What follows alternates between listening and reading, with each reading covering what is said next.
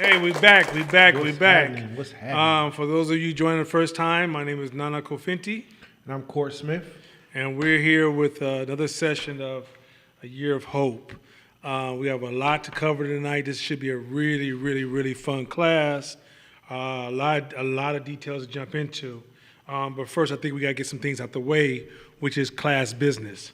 First thing is first is this is going to be the last class for free. So those of you who've been watching the class, just think $35 a month, and for a whole year, not only will you gain insight and knowledge, techniques, and strategy, and mental awareness, but you also will practice. This entrepreneur game is about practicing. You don't arrive. There's no such thing as arriving. You're always practicing. And this class in itself, Quiet as Kept, it's a missing agency in our community. We forget that when we had redlining, they prevented us from having fair housing, right? They prevented us from having fair economic opportunities. But they also removed our agencies. And the purpose of agencies is to help community and everyday people to kind of upgrade quickly, right? And Quiet as Kept, Hope is an agency that drives the needs and support for it supports Black entrepreneurial growth and Black leadership growth. And those in corporate America, we want to see you go to the top. We don't want to see us at the bottom. And so this class is not going to be for everybody. It's not tissue. That's down the hall. We're doing an earthly class down the hall. But this class is for people who want to take on the robust responsibility of leadership. And it is a robust responsibility. So that's number one. Number two, all communications from this point on will no longer be within our old Facebook group. It will be on the website portal. So we built a forum structure so folks can actually talk to each other, and we can work on relationships and partnerships and collaborations. So all communications will be going through the portal on the website portal. So all the homework assignments, all communications, all announcements, all forms of communication will be going through the portal. Next thing is we started the clothing store last week. This is some of the gear designed by the one and only Court Smith. His company put together some nice designs, and there's about 4 different looking pieces. They're up on the website. Danielle did the photo shoot and the campaign. Matter of fact, Danielle's one of the newest, hottest models at 510 Media. Sure is. Mashama's been knocked off of the pedestal, so now Danielle's our number one. So she's not only our top designer, she's our sexiest model. So anyway, she's our top model for the clothing. You should see her coming soon with her now, and Cam's going to be doing a world tour. So anyway, so we have new clothing now that we will be displaying that's for sale online. The benefits and proceeds go towards one, the recouping the costs. Other two portion of it go into, and here's another thing too. I don't think we mentioned this, but a lot of this money that we're raising is so we can put 510 Media in a building that's solely dedicated to building Black entrepreneurs, and I'm gonna ride with my folks of color as well as white folks who grew up with us, all of them. Let's make it happen. I really want to focus on getting I want to make sure that this program plays a major role in impacting Black entrepreneurial growth. And we grew up, I want our kids to grow up seeing Black businesses, but not just Black businesses because somebody's behind the counter smiling at them, but Black businesses that are making real money and are investing in better schools for them, better neighborhoods, and giving some of these kids in the hood jobs so they don't have to think about robbing somebody, you know what I'm saying? So I really want to raise those opportunities to another level. And so that's why we're raising money. We're not raising money. 510 Media, my for-profit company, Court Smith Basketball, it keeps us paid. So we're not looking at this. This is not a cash cow. This is our desire to give back. And, when I first started giving back, I was meeting with people one-on-one. Well, at the end of the week, I was in the 10 to 15 hours a week trying to give back. And so by creating this course, it's a way to structure our giving back so we can magnify what we give back, but we can also compress the time. That's why, a lot of times, this train go by us real quick.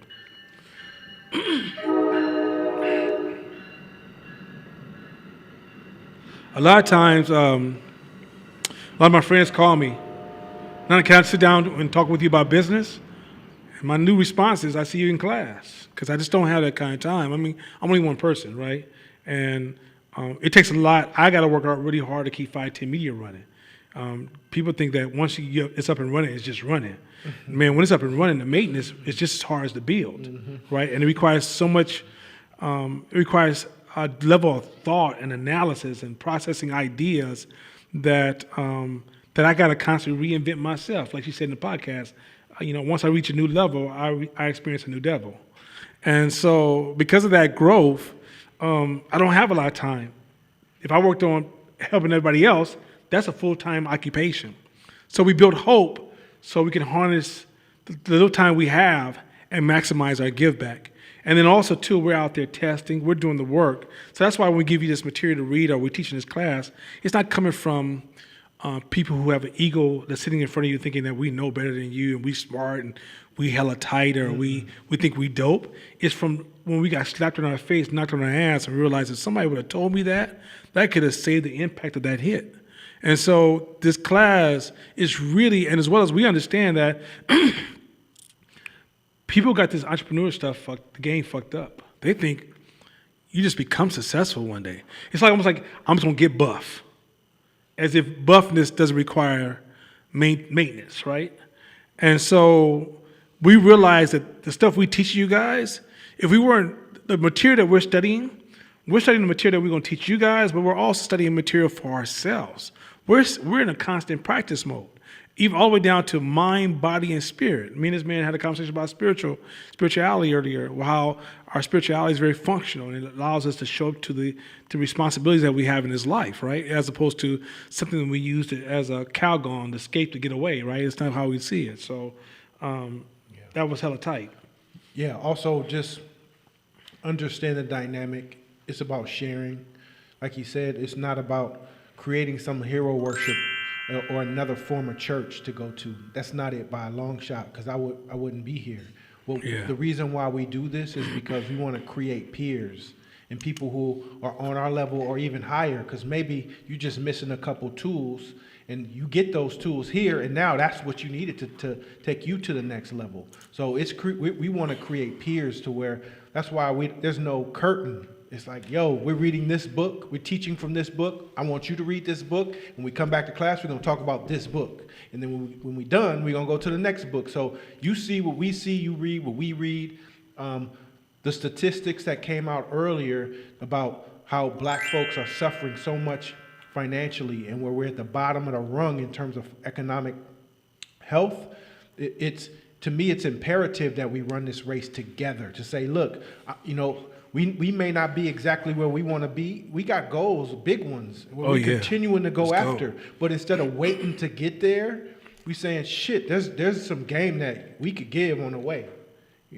I'm sure there's things we can share along the way in terms of our journey that can help people get started and get sparked into this game. So that's what we're creating. This is a leadership group, a peer group, where we want to help and create leaders emerge and help your economic status emerge. All right. Next point. So go to the clothing store, grab you some swag gear. Once again, I'm loving this stuff. I'm rocking it more than I thought I was going to rock it. But I've always been a fan of Core Smith designs. And if you get a chance, check out some of his designs, period. His designs, I'm going to say this real quick, and I'm going to compliment him. I don't know if I told him this to his face. Core Smith designs, if you meet a good designer, their designs should make you, when you first see them, go, I don't know. And then 2 weeks later, you're like, this is the hottest shit I've ever had, right? A lot of Core Smith shit lives in that area. I've seen stuff he rocked, I'm like, that's cool, but I don't know. And 2 weeks later, I'm like, yo, how can I get that sweatshirt? Right? It's like his stuff is he's always so cutting edge. Like, sometimes you meet a designer, you like him because he's really just copying the last designer. But because Cord is breaking new grounds, because he loves our black youth and he grew up in a basketball culture, and so his motivation came from him wanting to impact young folks and be a part of that story and jumping in this world where these youngsters are being exploited, and to look for opportunities to invest and inspire and impact.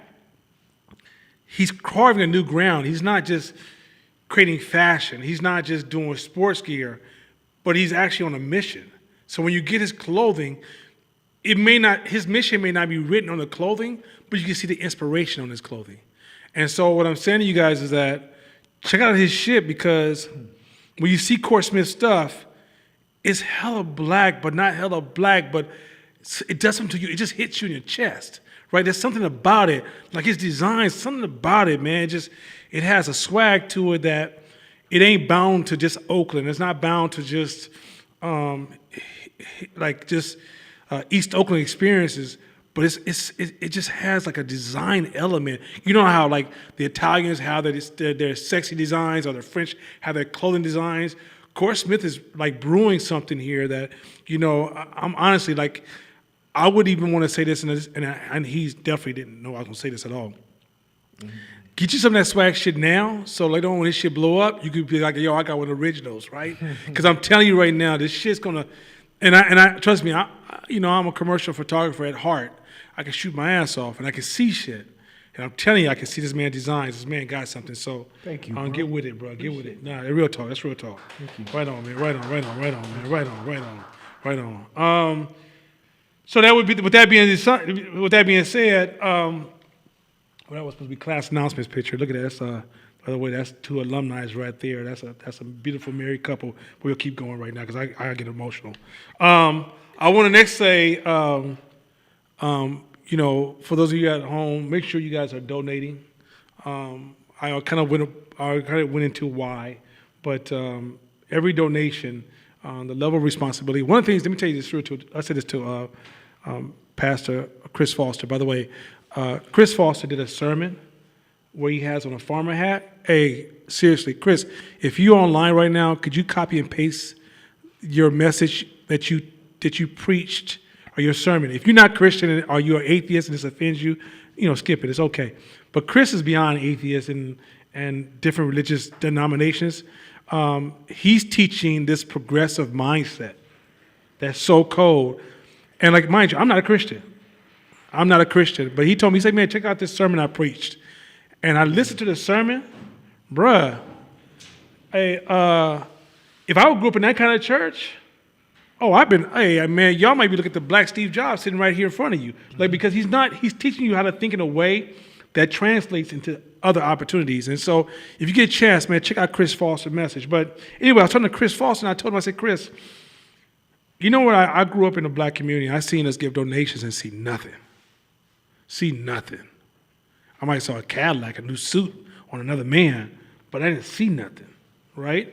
Hope, I need hope to be 100% transparent.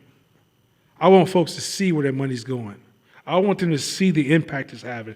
I want you to be at home, and next time you see something that happens in society that you feel is unfair or unjust or is cruel to our people, I want you to know that there's an organization in your city doing the work. And so, make sure you donate, and we'll make sure that we stay transparent, and we'll make you proud, because the same mindset that built 5T Media, and 5T Media is doing really well, you understand me? But the same organization that built 5T Media is going to build hope. And even this class, I don't know if you guys are paying attention, but my team is coming together. The family of 5T Media has committed to making this shit dope. And so I'm just letting you guys know it's going to get doper. It's going to be so damn dope. I promise you 10 years from now, just know you was part of the beginning of some cold shit. Hey, let me jump in there real quick. This is a black entrepreneurship class, correct? One of the best ways to observe and learn black entrepreneurship at its finest is to watch the progression of hope. I've been here 3 years. This is the third year. And to see the progression of hope, you can see the difference between a perfection mindset and a growth mindset. The growth mindset in fucking action, in just how this class was developed. And everybody said when I first came, shit changed a lot up until that point, and I wasn't around. But to see from the time I've been here to this, like this is how you build a business. It's not, hey, let's walk up in here and do all of this shit. It was 2 microphones and 2 chairs, and that's it. Stools. And then us riffing off each other on stools to watching how this man's brain operates and functions and making slight tweaks every class. 3 years later, look at this. That's how you build a business. It wasn't like, imagine this brother's already doing millions. He could have bought all of this shit in 2-3 years ago and had it rocking. Guess what? He didn't. Oh, let's change the stool into some nicer chairs. That's it. That's all we doing. Oh, let's get a better mic. Oh, let's get a better this. Let's do this. Let's add this. One tiny thing at a time. Next thing you know, look at this shit. It's amazing. And this is how you build a business. Right on, man. Thank you, family. Thank you. So with that being said, I want to also send out a special thank you to some folks who are really, hold on, pull this up because I want to make sure I hit everybody. 1 second. There's a lot of people in the last 2 weeks have given some amazing donations, everywhere from $50 to all the way to $2,000 donations. Wow. I don't even want to say this, but you want to see somebody almost cry? Almost lost all my gangster credits. I had to go in the closet because she got so emotional, because it's saying that, you ride with us on this, and that means a lot. And it says you believe in this, and when you help people, you don't expect nothing. You're just trying to help some folks. And so I want to thank, first of all, Mashama did a job for somebody. Oh, he gave a speech somewhere, and they gave him a $1,000 stipend. And Mashama's like, yo, don't give it to me. I'm gonna give it to Phi Theta Media. Whole program. Right? He donated to the whole program. Demondre, who sets up all the lights, he's a head video person over Phi Theta Media. He donated $500. I was like, wait a minute, what? Like staff of Phi Theta Media is donating to the whole program. Like, dude, I don't think you understand. Like, I'm trying to keep my words short because I will get emotional. Jacqueline Bird rode with us. You remember Jacqueline Bird? She donated to us. A friend, I think her name is Betty Watkins. She donated. Megan Jensen is this white woman that's cool with my wife that I ain't never met her before. She donated. Another sister by the name of Delisha Washington. But I also want to mention Pastor Chris. Man, he came through real big. Like when I saw the donation, I thought there was too many zeros. I said, wait a minute. And just for, Pastor Chris is over there doing, one thing about Pastor Chris we love about him, he reminds me of Glide Memorial. He's always giving to the community. He's always giving money, giving food, giving support, creating programs, giving spiritual wisdom, right? And he's just this giving minister that, he don't even care about himself. I was hanging out with him one day, and he was going shopping to give members food treats so they could feel good about themselves during COVID. Like buying all these fancy things like food, cheeses and things. You would be like, yo, there's some kind of stuff you would sit home with your significant other and have a good time. He just give it to his members who are performing in his church so they can feel good with no reason, no purpose, and just because he just shows up for people like that. Just a man that he's just like, Chris Foster is not a deposit bank or the community giving money to a church and then just holding that money for a rainy day. He's actually just a conduit that just money's coming through him, his organization, to go out and impact people. I mean, that's been a dream since I was a kid to see churches do that, right? And I've seen some churches do it. I'm not saying all have it, but a lot of churches you had individuals who were poor with money and they managed money poorly, and quite often when the money made it to church, that was the end of the conversation. Well, Pastor Chris, man, this cat is spending every second he can trying to impact others, right? And that's why I think he's so well off as far as being blessed, right? Like he's got members giving him, there's members that are giving him $50,000 donations because that's how he shows up. And so he turned around and gave us a huge donation. And I just want to say to everybody who support us, who's sticking with us, we just want to say thank you, 1,000 times more, thank you. So with that being said, we're going to move into, I want to, Charlize and Mr. Suave Tone Vic, debonair hip-hop artists from the old school, Fat Boys miss him all day long, put together a cool little video. You know what I'm saying? I don't want to get into all of his life. That's why I stopped at the Fat Boys. I didn't want to say nothing about the Sugar Hill Gang. Point is that they put together a cool little video because they're going to actually do a meet and greet. And so while they do that meet and greet, before we go into the show in this video, I want to say this real quick. We're going to do a conversation. Go to that conversation piece where we're going to talk as if it's just me and him kicking it. So this is going to be where all you real sensitive folks, me too, and all the other folks, you might need to turn your frequency down a little bit because we might make you a little emotional. But we're going to talk as if we behind the scenes and you rapping with us. Now, those of you at home, if you have a subject you think you want us to just casually talk about, post that subject, and then we should pick one subject that we will integrate into our conversation between us two. While we're having a conversation, the few people that are in the studio audience, that sounds kind of fly, huh? But anyway, you that's in the studio audience, if you guys want to jump in the conversation, there's a chair right there. In this conversation, it's going to be raw. Y'all know how it is at the barbershop when cats are just talking shit. If you want to jump in and say some shit, now don't get on that goddamn microphone and talk too long because I will be like, turn it off. But the matter is that jump in and say some shit. Like this is going to be a conversation, it's going to be raw. And I want it to be raw because I know we have a structured class, and we have to keep it structured so we can cover so much material, because we haven't even covered even 3% of the material we'll cover for the year. You're going to be exposed to so much this year. It's going to blow your mind.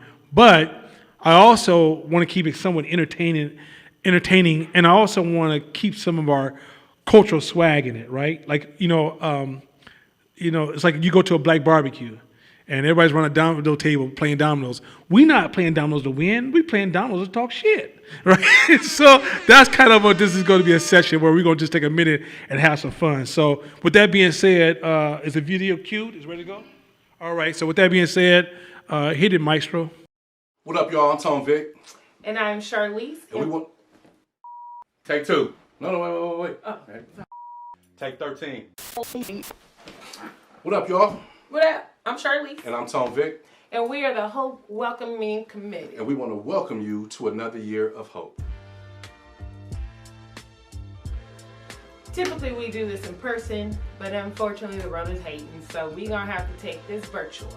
Me and Tom will be coming live and direct from the 510 Media studio. On Friday, February 26th, we'll be hosting a virtual meet and greet so we can all introduce and get to know one another in the Hope community. This is for returning students, new students, as well as potential students who have yet to join. So bring your questions, your businesses. Let's just chop it up and get to know one another. Usually we tend to do this in the first few weeks of class, but due to the pandemic, we're not all able to come together. So we took it amongst ourselves to put together a virtual meet and greet to where we get to know you, the person behind the screen. Bring your questions, bring your expectations, bring your comments, bring them to the session, and we want to hear from you. February 26th. We hope to see you there. Peace. I'm out.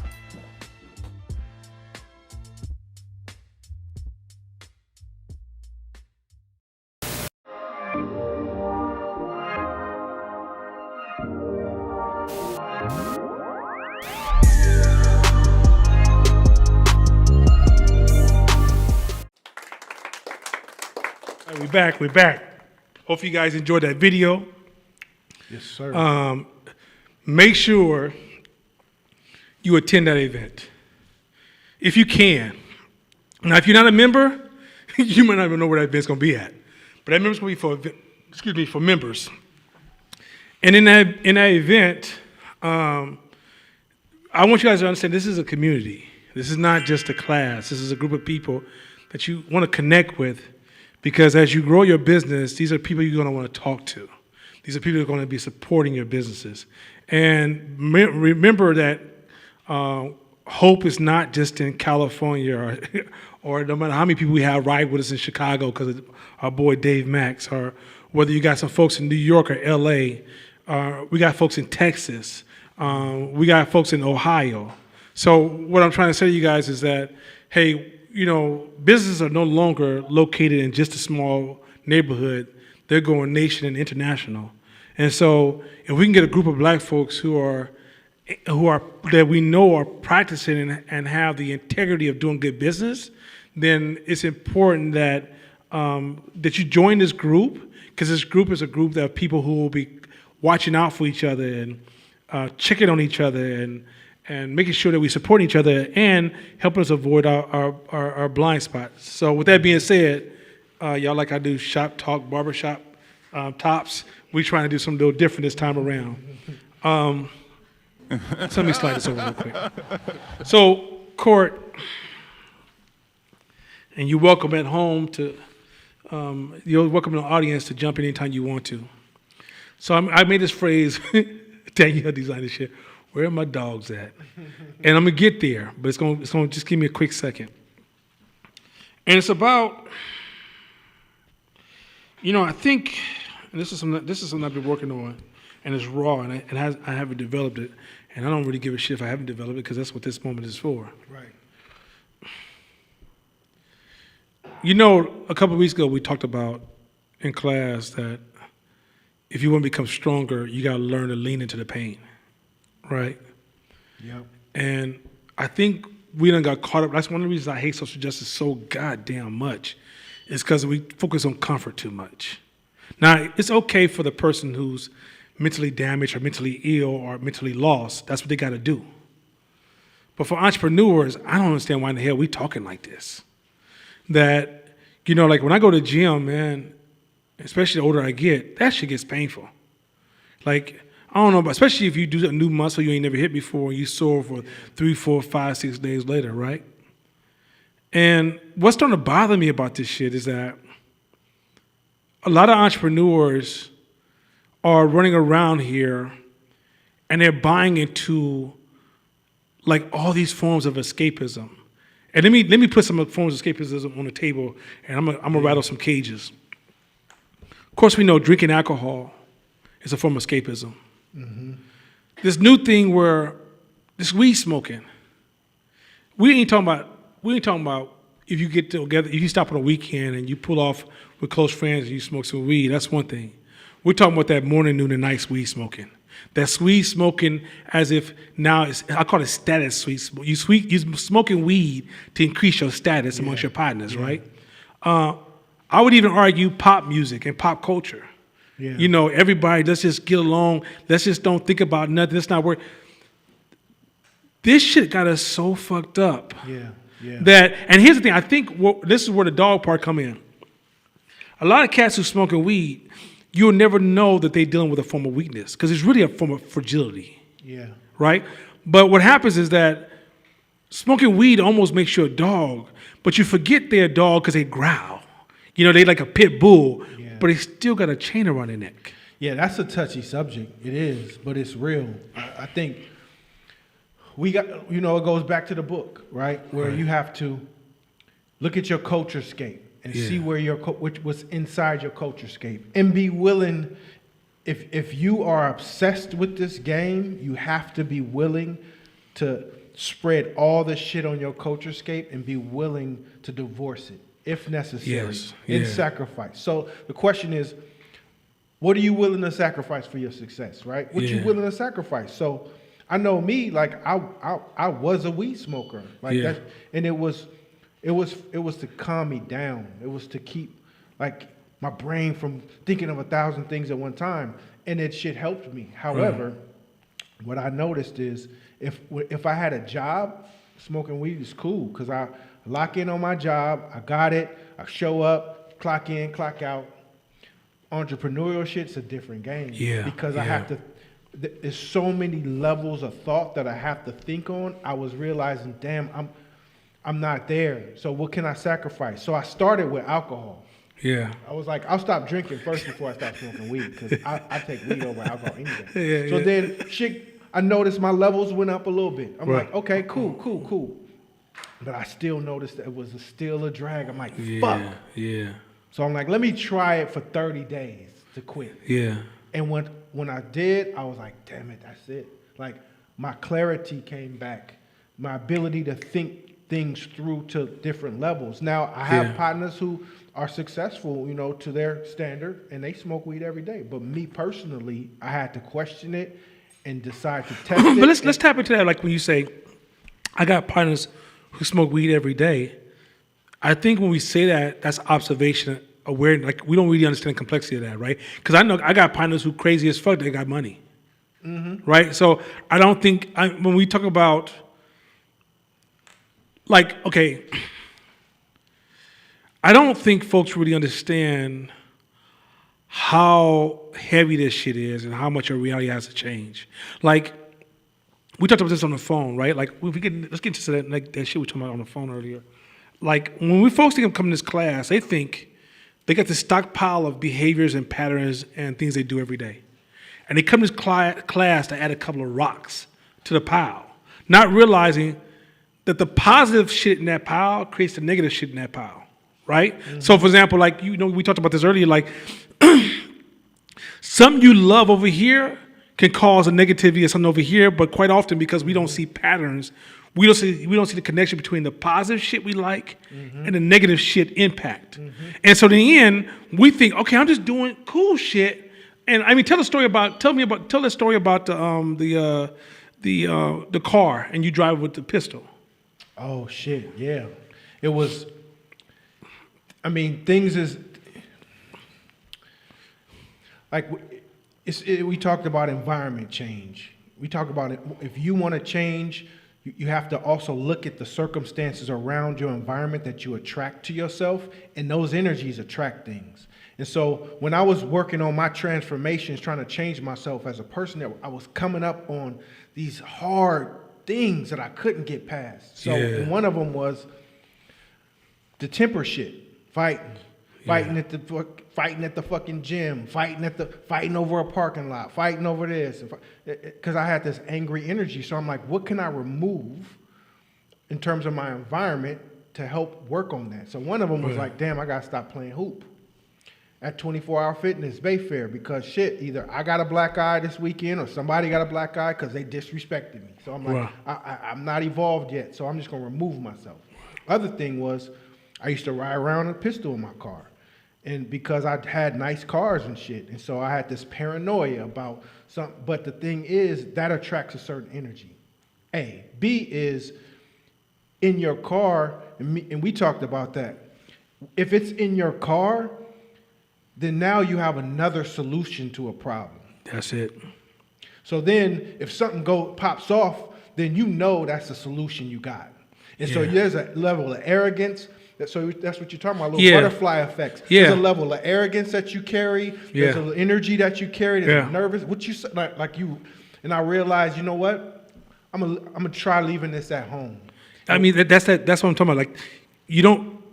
Okay, if you're not in deep self-awareness, you can't see the transformation between the seed to the tree. Mm-hmm. All you see is the seed and the tree, but you don't see the connection. And so a lot of times it's these subtleties of things that are happening in your life that's contributing to a certain like behavior and outcome, right? And so when you the problem with that is that because you don't see those connections, by you just adding a rock to the pile, all you're doing is creating. Okay, what you're trying to damn a moth. Damn moth came on me. Ain't that something? But here's the thing. This is what I've seen in this class. I've seen people thought they can just. You want me to give you the spiritual meaning of that moth landing on your leg? What the hell was a moth? Oh, he's on my leg still, huh? There's a spiritual meaning to that. Well, you try to eat some holes in my clothes? What's special meaning? What's spiritual meaning? Motherfucker. I know you're going to start talking. Look here. But listen, okay, so this is what I've seen in this class. Go on, sit your ass down, Tone. Ain't doing that shit. Yeah, Tone, don't start no shit. Anyway, point is this. I said my brownie spirit coming out of me. Anyway, point is this. Listen, this is what I've seen in this class. Is this change thing? A lot of folks have walked in this class, heard some dope ass lessons, and said, "That's it. I'm changing my life." But 3 years later, they came back stronger than ever, the version of who they were. And the reason for that was they tried to hold on to their old ways to become this new person by just adding the ingredients of the class. Let me tell you the person who I watch, who's been pretty fucking dope. Two people, actually. They're both from Chicago. One is Dave Max and one is Terrence Pratt. And what makes these two cats dope is that when the first year they took this class, Dave Max was like a professional reporter. Every time we would have a class, he'd give you a call, be like, "Yo, that was good how you said this. That was deep, brother. I like the way your insight on that. That shit was impactful, brother. That shit was dope, right?" But then Dave Max would also be like, "Well, and I think you could have did it this way." And I think he was more or less what Dave Max was trying to do is figure out how he could work the way he was. He wasn't trying to reinvent himself. By the end of the first year, Dave was like, "Oh shit," his foundation got cracked. By the middle of the second year, Dave Max became super humble. Like you would ask Dave, "What do you think?" He'd be like, "Shit, I don't even fucking know, man. I don't fucking know anything no more." And Dave would approach things like a fucking kid, right? Like he would literally come to me and talk about a subject, but he would talk about it as if he was like 14 or 15 again. And what's so fucking amazing about that, I don't think people will get it, is he was rebirthing himself. He was dumping that old pile and putting every rock, one rock at a time, back in place to build this new version of himself. And so that means that he had to be humble and tear his ego all the way down and say, everything I thought I knew, I'm putting it all on the table for questioning. And so now when I call him, you see him now no longer just waiting to copy the comments in the class or give me his rendition of what we said. what I see him doing is testifying to his experiences and how he's adopting these ideas and how he's becoming a different person and how he's creating a different environment to support that different person, right? But that's, I think, where a lot of people went wrong in this class, where like some people sit in this class and they be the loudest talking, most emailing, texting, I got it. But 3 years later, they look the same they were the first year. Yeah. Well, I think this is, and I've done it. When I first went on my journey, it was the first thing you want to do is subconsciously you think, I've gotten this far, so whatever I am is pretty good. So this house is cool. I just want to build another story. Yeah. So then you learn all this material and you learn all these tools and you build a story on top of your fucked up ass house. So then you realize when shit starts shaking, leaking, cracking, not working right, then you realize, fuck, you question what you learned first. Mm-hmm. But then this shit not working. No, motherfucker. I told you to tear the house down first to the foundation and start over. Mm-hmm. And then it's a scary thing because now that's a fear. It's fear of the unknown. Who am I going to be? Like learning this shit, I'm afraid of who I might become. Yeah. But you got to do it anyway. And once you do it, now it's fresh. You can put new wood and start building a real building on top of that foundation. Yeah. I think that's the shit that got the game really, really fucked up. Another subject I wanted to tap into was, we teach all this the word is self-development, right? Self-leadership, self-evolution, self-growth. I don't think folks understand why you can't skip this level. This level is the foundation. And the reason it's the foundation is this. If you don't get yourself together, you can't see other people. If you can't see other people, you can't lead other people. And you might say, well, what does this mean? When you run a business, what makes you a powerful business? Okay, when you first start a business, you're a freelancer. I don't give a fuck what you're doing. If you're doing a lot of work, you're a freelancer. Even if other people are working with you, you're freelancers with support. For a business to become valuable, it has to be able to function without your presence. That means the people on your team can sell, can create, can produce, can deliver, can provide the services, can strategize, and can shift directions and pivot directions on call, right? So that means that you got to bring people in around you. Now, when you bring people in, here's a part that is kind of missing in people's mind. You bring in the public in. All their values, all their beliefs, all their diversity, all their issues, all their psychological trauma, all their emotions, all their normality and weirdness, all that shit's coming in. All the gender preferences, all the sexual practices, all the disrespectful practices. She's going to bring some people that's inappropriate. All that's going to be in this big-ass pile of people. Now, your job is no longer to go and build an item. Your job is to read people and then get those people to buy into an idea that will ultimately serve them and serve you. But it's not about, because here's the thing, you know how parents go, the kid ain't did what our teachers do this to our kids, which is so fucked up. He didn't do what I said he's supposed to do. That's what humans do. Yeah. Humans never do what the fuck you ask them to do because all of us are different. And our variations are so broad that your normal is just your normal. And so if you can't see the complexities of who you are and the granular level of what makes you do what you want to do and the granular way of thinking about who you are and be able to see the multiple layers of who you are and also there's an invisible part of who you are that you're constantly discovering and then understanding how even when you think you got to understand who you are, tomorrow it changes because all the variables just changed again. And if you don't understand like those different layers, then you're firing your best talent before you develop them. Yeah. You're pissing off people you don't even know it.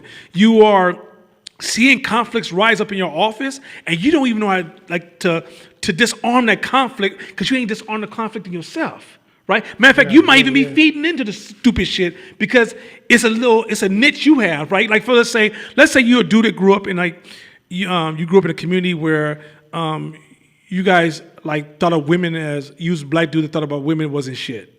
Some dudes grew up in those poor ass communities where men just kind of gather around and have these horrible conversations about the other half that fucking made them, which is crazy. But anyway, and so now you got women employees but you just see them as broads in your building. But even though you don't call them that, but because you haven't resolved that in your fucking mind, you treating them like these are just some broads you fucking with, right? And so you look like, oh, she bad, she ain't bad, she didn't do this, and really, none of that needs to be part of the conversation. You got to see her as a human being that's a valuable asset and stop right there, and then start building a foundation from there. But when you start getting into like even superficial judgment, let's say she comes in and she fly as fuck. And she's rocking cold ass gear, and you put her in a Nicki Minaj, Cardi B category, you fucked up. Right. When she might be your CEO, about to become your CEO, but you'll never see it if you can't see your limitations. Yeah. Hey, what gets me, and for some of the people that ain't gonna be here after this class, I wanna iterate this. Is that teach me something new? That philosophy and ideal is so much bullshit, because most of us, where we are in our life right now, and it talks about that in the podcast, we got that from our parents. A lot of our ideals, how we move, how we behave, we got that from our parents, right? Most of our parents were not PhDs, have psychology degrees, calculus, super intelligent. They were normal human beings using normal language and normal philosophies, and they were doing their fucking best. The keys to change and do better and learn and advance and elevate does not come from some highly intelligent calculus level words. It's basic shit. It's basic shit. It's really basic shit. And a lot of times, we gravitate towards people whose palette of words is so high and their command of the language is so strong that we don't learn shit. We're just intrigued and entertained by their that's fucking pimping. words. Yeah, that's that Cornell pimping. shit. It's pimping. Cornell West pimping shit. But the change, real talk, the change is basic shit. Almost like a tree. Like tree starts out as a tiny ass seed.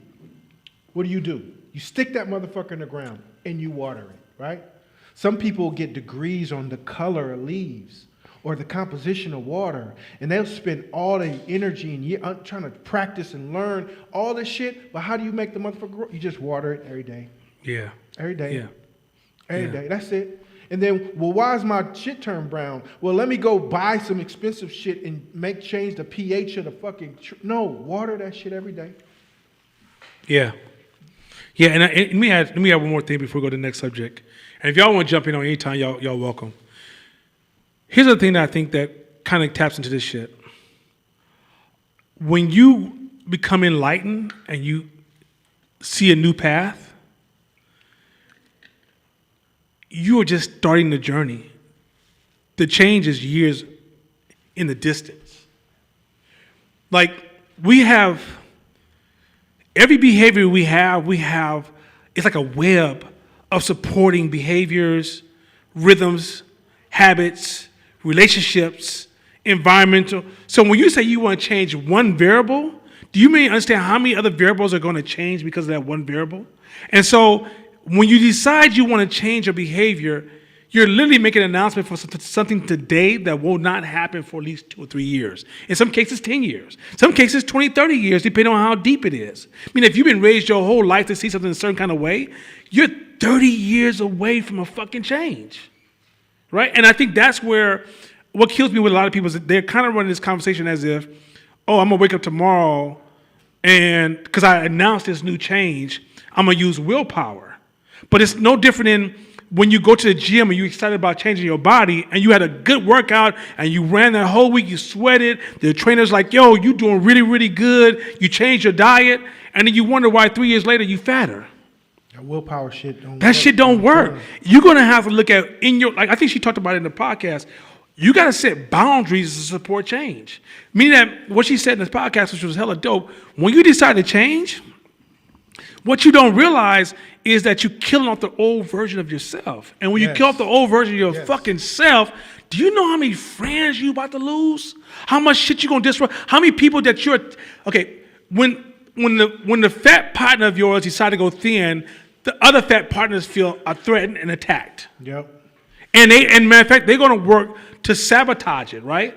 And so what you don't realize that when you decide, like I remember when I decided like to run Hope, I had to tell my wife, yo, back the fuck up off me in these areas. Because I need time to walk around the house and just think. And it may seem stupid to you, but my lifestyle has changed so much that I had to create certain spaces for me to grow. And if you don't know that's a thing, you could decide tomorrow you're going to do something different and don't realize that because you don't set boundaries, your family, friends, and loved ones and obligations will take that change away from you. Yo, it's funny that you say that because talking about the smoking weed thing is like I was a weed man before. So shit, like if I'm in a party, everybody's smoking good. So when I decided to quit, how quickly motherfuckers will forget. They'll be like, oh, Seco, oh, he a square. Let's pass it. Oh, remember, don't pass it to Courtney. He a square. And that triggers you. Yeah. And it makes you defensive. Like, motherfucker, I used to bring smoke more weed than you. Because that defensiveness kicks in. And so you have to learn how to be cool with that. You got to learn how to let that breathe and just be like, yep, that's me. Okay, real quick. So everything everything both of y'all are saying is on point. But as I was back there listening to y'all in the shop talk, I think one of the things that's really important to recognize is that a lot of people, because I was one of the ones that, examples, probably wasn't this example, but being here for so many years, it takes people a long time to understand what the fuck y'all talking about. Because our ego was on full blast, period. So everything y'all saying, you gotta remember, people are sitting here saying, well, Snoop Dogg smoke weed every single day, Wiz Khalifa smoke weed every single day, Cypress Hill smoke weed we got rapper friends that do it, and they're very successful, they doing this, they doing that. Elon Musk smoke weed. How you gonna tell me to change my ways and my methods when there's other people that are doing these things? Plus, unless people have seen you guys' journey like some of us have, it's a different understanding, you know what I'm saying, and relatability. And so I really wanted to interject because listening to what you guys are saying to a person like me who now knows you and seen that progression, like the progression you said about the class, right? It's understandable, but to the person who might be new, to the person that's saying, well, I want to take a step to be an entrepreneur and everything does need to change right away. They're not going to understand stuff because the world teaches us that change needs to happen overnight. But check this out. We're not saying what to do or what not to do. We talking about us. Your weed might be sugar, or your weed might be like having sex with hella chicks, or hella dudes, or it might be eating chicken. It can be anything. What we're saying is he did say eating chicken though, eating right? chicken shit. What are you then willing? A lot of black people fucked up for life. We going to hell right now. I ain't starting eating no I'm chicken. gonna sleep with the homeless now because I'm not sure what I'm gonna do with the chicken. I'm saying, what are you willing to sacrifice in order to achieve and reach your goals and dreams, and be willing to divorce any fucking thing? Like, be willing to be like, is it you? Is it you? Is it you? Because I'm getting my shit. So if it's you, I'm going to test it. It don't have to, weed is arbitrary, and it's a good discussion because it becomes such a wide phenomenon. Mm-hmm. You got to make sure you ain't falling asleep because of it, because it's such a tricky thing because you don't know how many levels and layers. You have no idea how many levels you fall. I mean, here's the thing. There's so many fallacies, even everything you said. Snoop Dogg does it, right? The first thing you're going to learn as an entrepreneur is get more granular. Well, what's the sample size of that? That's number one. How many people live like Snoop Dogg doing well, right? Because there's always an exception to the rule, right? Let's you want to get cold for a minute? Hugh Hefner was a cold-blooded white male pimp. Yeah. But the world loved him. Man, in fact, he got to the point he was in every middle-class household as a Playboy magazine. A pimp came up with a magazine to sell it to you. He had a place where he even had underage girls. Brooke Shields was up in there topless at 14, I think it was. 14 or 16, one of them young ass ages, right? I don't think you understand how we can use all these special examples. I know this one pimp, I know this one dude who got away with this.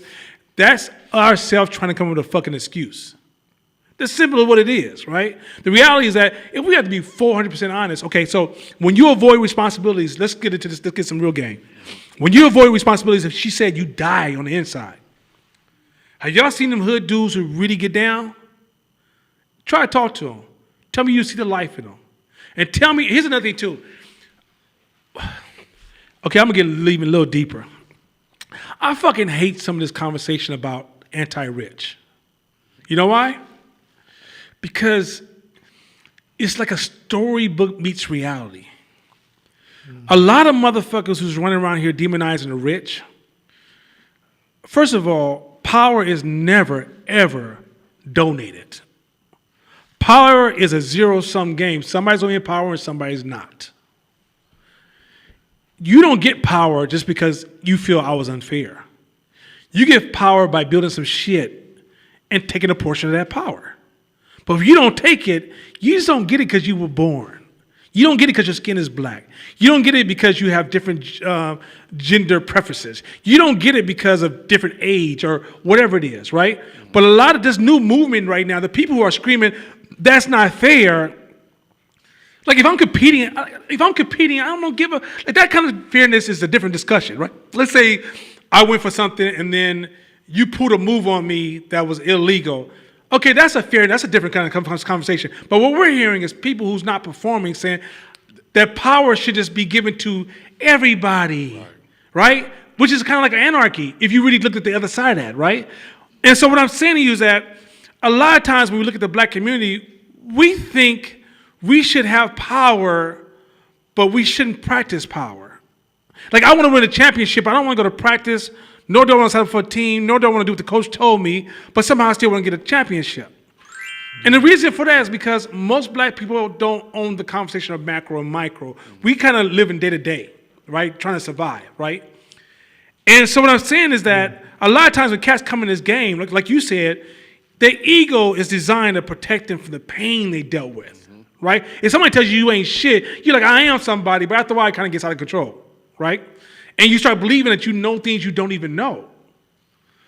But I don't know a motherfucking entrepreneur, white, black, Chinese, midget, whatever the fuck you want to call it, that don't practice all the fucking time. Like, here's the thing, okay, here's the thing. Practice. Let me say this shit. This shit's so cold. Yeah. When I start practicing heavy to be an entrepreneur, I'm not special. Nothing about me is unique. I'm equal to everybody in this room, and some of y'all are probably superior to me. What made me perform at a certain level is just fucking practice. I don't have it in my blood. I don't have it in my family. Ain't nobody family. When you say practice, you mean practicing what you... Reading, studying, staying in circles, keeping friends around me, a certain mindset, exercising, eating a certain way, sleeping kind of way. The woman I chose in my life, the way my house is structured, everything I do is a part of maintaining this mindset. You know why I have to do that? Because the old me is always calling me. The old hood shit is always talking to me. I want to ride in my car. I promise you I had an impulse to buy a gun to put in my car. And I had to talk myself off that ledge. I have an impulse to play. I can play video games for 3 days straight if I wanted to and be very happy with that shit. I could be that lazy motherfucker who don't go to no appointments ever. I can eat all the sugar and chicken you can never imagine, right? I mean, I'm that motherfucker. I can sleep with a lot of women if I wasn't married and be totally comfortable with it and not even have a flinch in my blood. I had to build a world to protect me from me. So the practice is not only for me to get better, it's also so I won't go back to the change that I thought I made. Because change is not just that. Change is like a rubber band. It's always pulling you back, right? And so what kills me about a lot of people is when you get to a certain level of this growth, now this is the shit gonna fuck y'all up if you don't know, because you ain't gonna know this until you get here. You're gonna learn so much shit, you can't pull it up fast enough. You're gonna learn so much shit, you're gonna forget some shit you learned last week. Right? And the reason you got to stay in these environments so you can pull shit up quickly. If you don't practice this shit, that shit gets in this old rusty cabinet that's hard to open. And the only time it come up is in hindsight. Meaning you've already made a mistake, you already paid the fees, and now you're going, motherfucker, I knew better than this. Or somebody come to you one day like, no, remember when you taught me this? You'd be like, I taught you that? That's profound. I said that. Right? And so you realize that when you practice, now you got to stay engaged to stay in the game. Because once you stop being engaged, you naturally deteriorate. Okay, you might say, well, I don't, that seems, oh, wow, that's deep and shit, right? Maybe smoke a joint to this. Okay, let me go to the next level with this shit. Say you work out all the motherfucking time and you get buff. Stop training. And tell me how long it's before you no longer look buff. Right. Tell me how long before you won't take that shirt off no more. Tell me how long before when you're washing your chest, you can't tell when your stomach started. Right? And it's because at this point, you stop practicing. And so what kills me is like, motherfuckers be telling me, yeah, I learned that already. I read that book already. That already lets me know you got it. I'm talking to your ego. You're not even in the conversation. Yeah, that don't mean shit. Right. We was talking about that earlier. It's where we come from in society as black folks, the shifts we need to make to be successful is transformational. And in that transformation, that old you is always kicking it behind. Man. Like, yo, I'll be here if you need me. Oh, you sad? let him talk crazy to you like that? Next time I'm here, I smack the shit out of him next time for you. Like, or talking to you. Drinking or smoke or whatever it is that detracts you from your goals. That motherfucker will never leave. So your practice creates more distance between you and that entity. And so the more you practice, the harder you practice, the further you get. Because if you do backslide or you have a hard time or you're going through some shit, then it'll take longer to get back to that. And you say when you say practice, you're not just meaning like practice your craft. You mean practicing everything that teaches you self-care, self-discipline. Where we fucked up was when we said hope was a class. We should have said hope is a gym. It's an entrepreneur gym where entrepreneurs need to hang out and practice our shit. Yeah. And I think that's where we fucked. Because think about this, man. Most of our students have been riding with us. A student joins 1 year, 90% of the students are with us the next year. Right. That's just crazy, bruh. That's just crazy. And nobody's saying the next year, yo, we doing this shit again? Right. Everybody's like, yo, I didn't hear that shit last year. Right. Because, like, so here's another thing, too. Go back to that self-leadership shit real quick. In the self-leadership area, when you sit at home and you analyze yourself that first 5 minutes, you're like, yo, I have this kind of personality, I have this kind of flaw. You think you understand that shit. You don't realize, no, you got about 10 or 15 more layers to go. A lot of your behavior is hidden behind biases. Biases is mental blind spots. That means that some of your behavior has to be caught through observation. What I mean by observation, you sit down and you watch yourself. Right? And you engage conversation. You become so self-aware of your behavior, you start saying, why did I do it that way? Oh, shit. Oh, I still got a little bit of that in me over here. You literally pulling thorns out of yourself for years and years to come, right? And so a lot of times we don't realize this shit got layers. Like layers. Like when you first see a problem in yourself, don't think the night you thought about it the next day, you good, move on to the next one. Realize, table it, because you're going to keep coming back to that a lot. Right? And as you lean into it, you're going to realize you're about 20 layers deep. But in your mind, you was barely aware of the first layer. The roots running so deep in you is ridiculous. And so in this class, what happens is that when people start to learn, they remove that first level of blindness. And a certain level of things are revealed, a certain level of awareness is increased. And also when they sit in class, the Cold Extraordinary Mind are like, this book is hella deep. We read this last year? I don't remember none of this shit. Because the person who read it last year had a layer of blindness. They had biases. They had the ego. They had distortions. They had fallacies. They had distortions. They had all these different things that said, I'm going to let you see a few words here and there. Mm-hmm. And so this shit, and then even when you get it, if you ever see a dope-ass entrepreneur and they traveling or they walking or they sitting, I bet you they're reading. Why are they reading? When they get up in the morning, they're reading. They're practicing. Why do they start getting certain kind of friends? They're practicing. Black folks, we don't have that infrastructure. We're practicing, and then we're going back and going to practice with high school players and trying to be Kobe Bryant in the NBA. Yep. Hey, or an entrepreneur that's operating at a high level, where's their pad? They have a notepad somewhere. They got a notepad close to them because they're constantly coming up with ideas, jotting them down, figuring out how to execute those ideas, no matter what age they are, young, because the game will do it to you. I know, like, the culture that I came from, when I tried to change and be successful, the first thing I dove into was a motherfucking seminar culture. And I pay hella bread to go to these seminars and learn from these entrepreneurs. And guess what? The game was crazy. What they tell you was amazing, but it would be 9 layers up from where everyone is. So we all get high from all these new words and new thoughts and amazing ideas. And we're like, damn, this seminar was crazy, but we couldn't do shit with any of it because we ain't even at level 2. What you gave me was level 14. Yeah. And so Yeah. that's what the passion is about this class, is that fuck the words. Jay-Z say what? Believe none of what you hear and half of what you see. Fuck the words. Fuck the presentation more so than absorb it, allow it to enter into you, and let's figure out how we can practice this shit, how we can work it, how we can apply it to our own selves. This ain't a prescription class to say, hey, don't eat chicken, don't do this, don't smoke this. It's not a prescription class, but what it is a class to make you think and crack your layers open, to question all your shit. Last thing I thought I wanted to hear some of your thoughts on the podcast. There's a couple of things you wanted to kind of like jump into and highlight around the podcast. And then after Court jumps into the podcast, have we got one subject that folks want us to cover, Shabisha, at all? Nothing? Okay, that's good. So for folks, don't call me at home. Anyway, go ahead. I'm still on 100. If you ain't got shit to say right now, I can't look here. Nzinga, my daughter, needs a lot of time. Go ahead. No, the podcast was dope as fuck. One thing that really tapped into me was the Amelia Earhart example, and listening to it and reading it in a book prior to it, getting more juicy details about it. There's so much layers of understanding in that. Is that us as black culture? Yeah. We will refuse, like, he disrespected me, fuck that. Like, understand Amelia Earhart was an amazing pilot already, and she couldn't find a job as a pilot. So she had to go back and get a regular job, 9 to 5.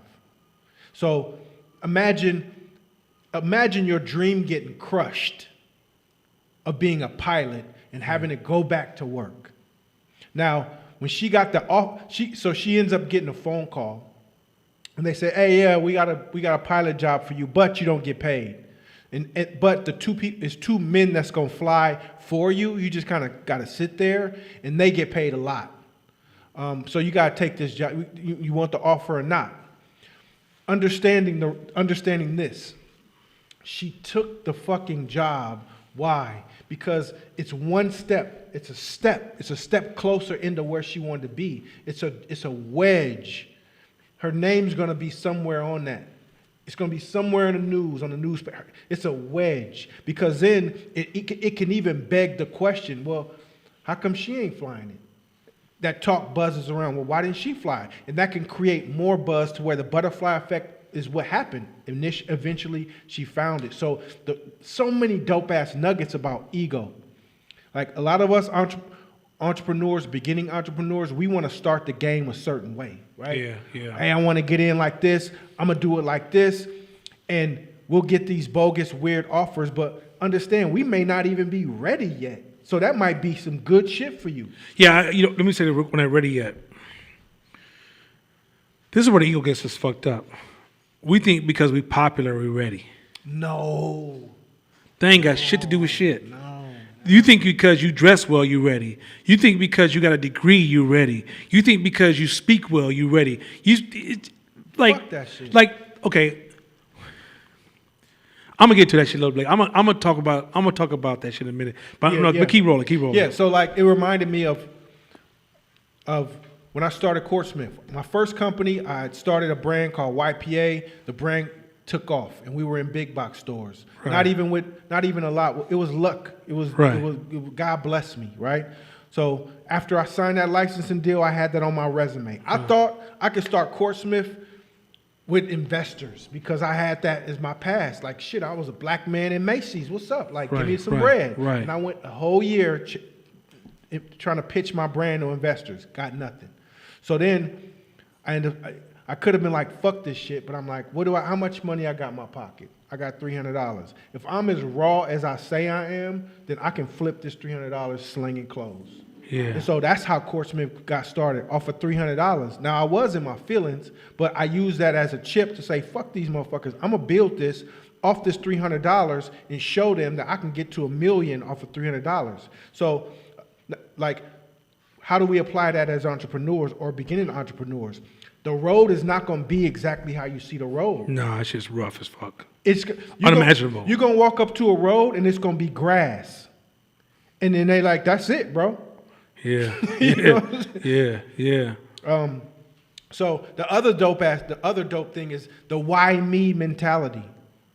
I was like the whole why God, why me, why does this always happen to me? I say cut that out of your whole vocabulary. Yeah. Oh, matter of fact, she said that in the podcast. Hold on. I think y'all missed this one. I know y'all missed this.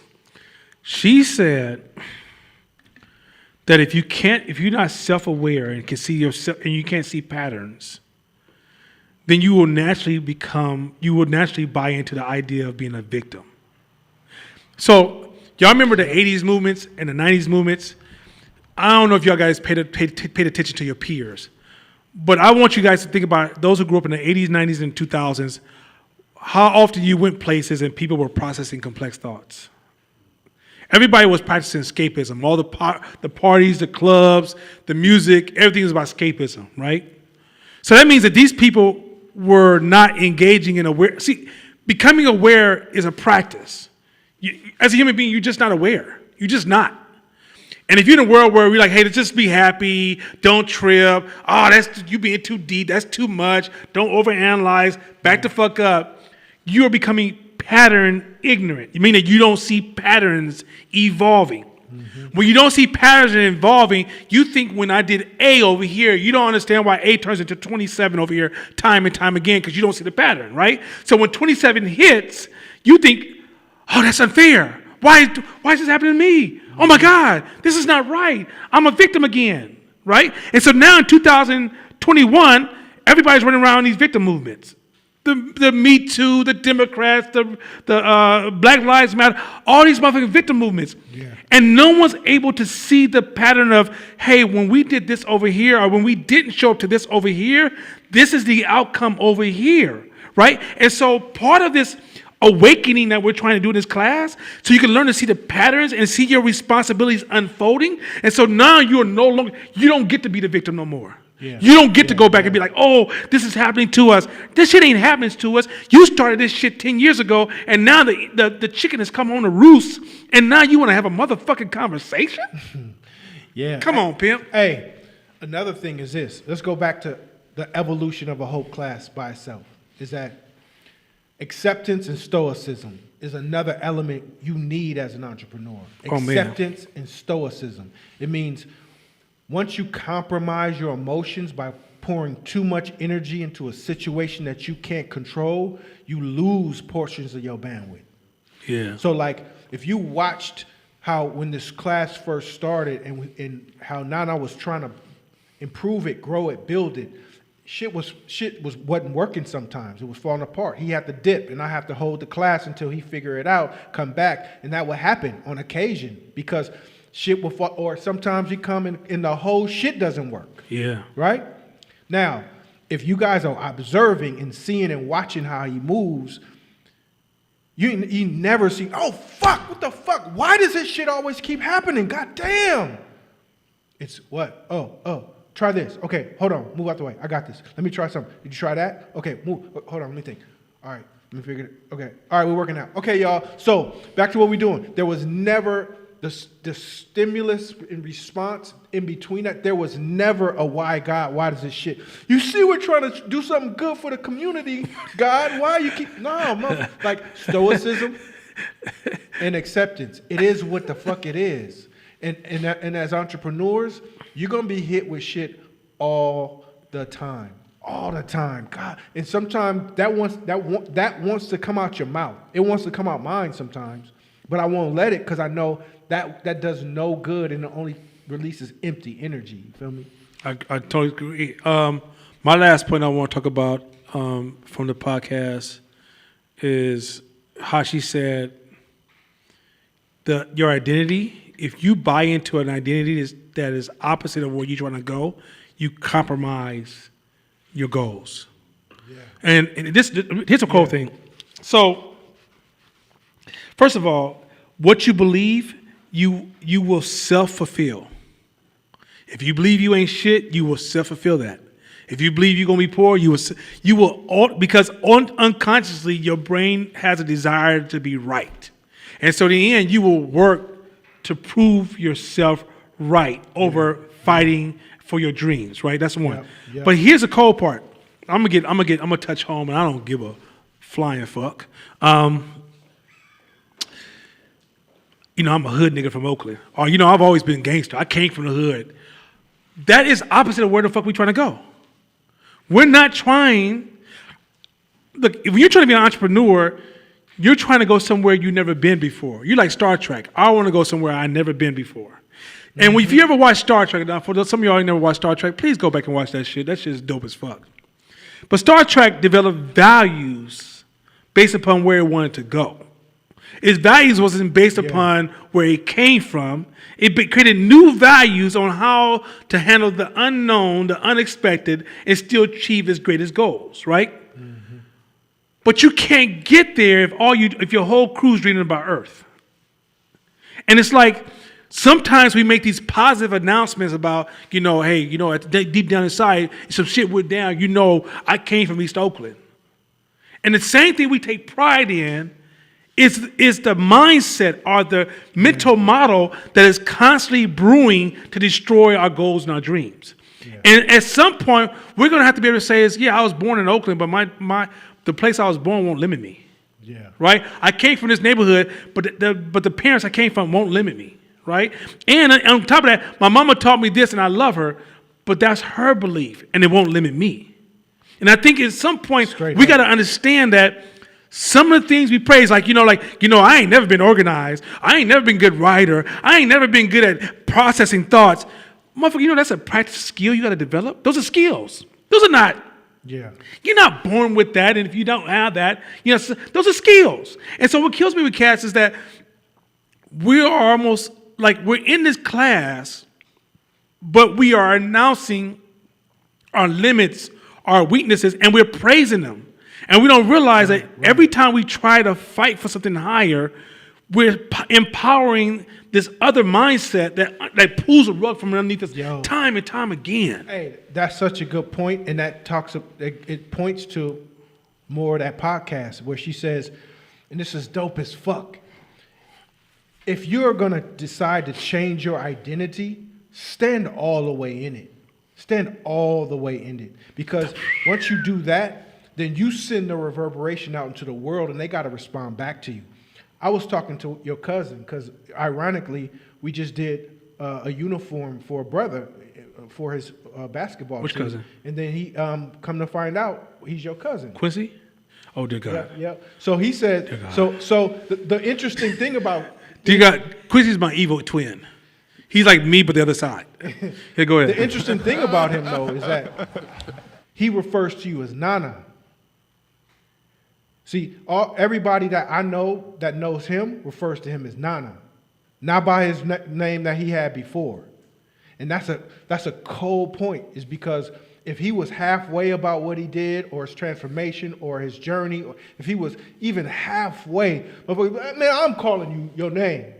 I'm calling you that. I don't care. I'm calling you that. And maybe there's a couple that do, but nobody does. Nobody does. You know why? Because once you decide to change your identity and you step all the way into it, people got to respond. And so you, like, as an entrepreneur, when you make those moves, when you stop doing shit or you start doing shit, then stand all the way in it. And when you believe it yourself, you'll be surprised how the world responds back to you. Should we have a subject they want to cover? So we're done with our portion. This is the last part of our conversation. So Katie had an observation in response to the Amelia Earhart example. Yeah. And she was saying, for me, sometimes it's hard to know if a bogus offer is the best thing, or is it taking me away from my focus? It gets confusing to understand the difference. If a bogus, she said, sometimes it's what? Say again? She said, sometimes it's hard to know if something is a bogus offer, or, for me, sometimes it's hard to know if a bogus offer is the best thing for me to do right now because it's getting me one step closer, or is it taking me away from my focus? It gets confusing to be able to tell the difference between those two. I mean, okay. So here's the thing with strategy. It's a strategical conversation, right? It's not there's no copy and pasting in business classes ever. Ever. Don't ever copy and paste. These are principles that you have to enter into the equation to equate a strategy that works for your particular challenge. When you make a calculation, there's a difference between, so for example, when I was coming up, I remember, in the photography world, it'd be all these little pretty girls who would work for these raunchy ass dudes who would say, you could do this for trade for exposure. And I say, sis, what is trade for exposure for a club promoter at Mingo's? There's no trade. And those are from Oakland know about Mingo's. That's the piss hole that got tore down, right? But there was girls there walking up down stage, halfway naked, thinking they were modeling for trade for exposure, right? Where if Chanel had called you and said, hey, can you come in and just bring us lunches every day? And you as beautiful as, you prettier than the person that's shooting. Or you're a better model, because modeling is a talent, it's not a look. And you're a better model than the person they're actually shooting. You show up and clean those motherfucking, you bring them some lunches with a smile. Because it's directly in line with where you're trying to go, right? When you're practicing, let me say this too. To think about this without the practice is like throwing you in the middle of the world until you go find some gold. There's gold out there, just when the fuck do you start? If I pushed you out of my house and said, go find me some gold. If I trained you and you practice the art of finding gold, you know exactly where to go and you're coming back with a watch on your wrist. But if you're not practicing and you know gold is out there, you'll leave the house and you're wondering. You're wondering. This is why we're saying the practice stuff in this class is important, because the practice is enriching strategy so you can make those decisions to make the right move in these right situations. Making the decisions is not put Lego A with Lego B. Making those decisions is having thinking methods and having a form of what do you call it, a behavior economic form of thinking that will allow you to critically, computationally think through something. And computational thinking is, which I'm going to get into in a minute, which is being able to break things down to multiple levels, processing it, and having people you can talk to. So let's say you're at that crossroad and it's time to make that decision. If she's talking to other entrepreneurs, we can sit down and process the thought, and then you can make that next move. Mm-hmm. If you isolate yourself, then you have to get comfortable with a high rate of failure. And that's because you isolate yourself.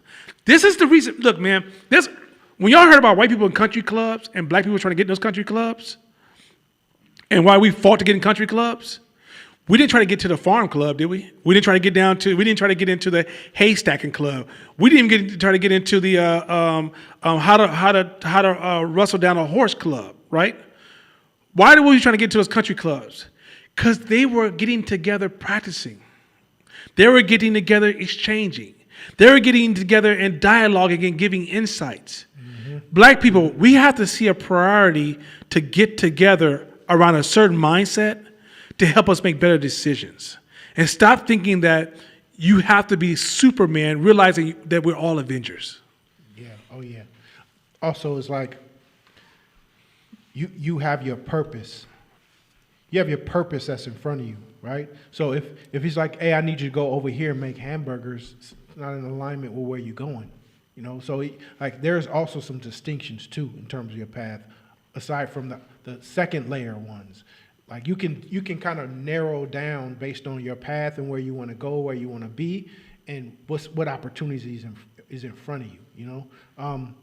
When I was telling you about when I was pitching my idea, because I had this revolutionary idea about a new basketball shoe, and it was this great idea in my head. My mentor said, hey, I'm on the board of this wearable technology company.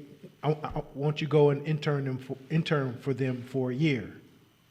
I'm like, yeah, but I want some money right now. And so he's like, yeah, but you can learn everything you talking. Now you can learn in real time.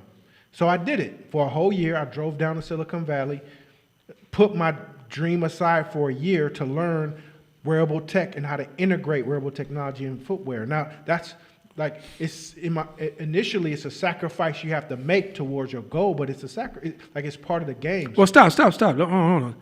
It ain't a sacrifice. You owe them money. Absolutely. I think where we fucking up is that you motherfuckers are paying thousands to go to schools. Some cases million. It's true. And you're learning outdated data. People tell you, anybody that works in professional industries tell you, people coming out of college, unless it's a specialty like MIT or a certain level of degree of science, or you're at Harvard top graduate school, you're outdated once you hit the industry, right? Because you don't have context. Context learns from the experience, right? And so when the person said this person's going to let you work here for a year and learn, if you don't jump off, if you really want this shit, True story. man, you better run down. And every day you show up, man, bring that person an apple and a sandwich.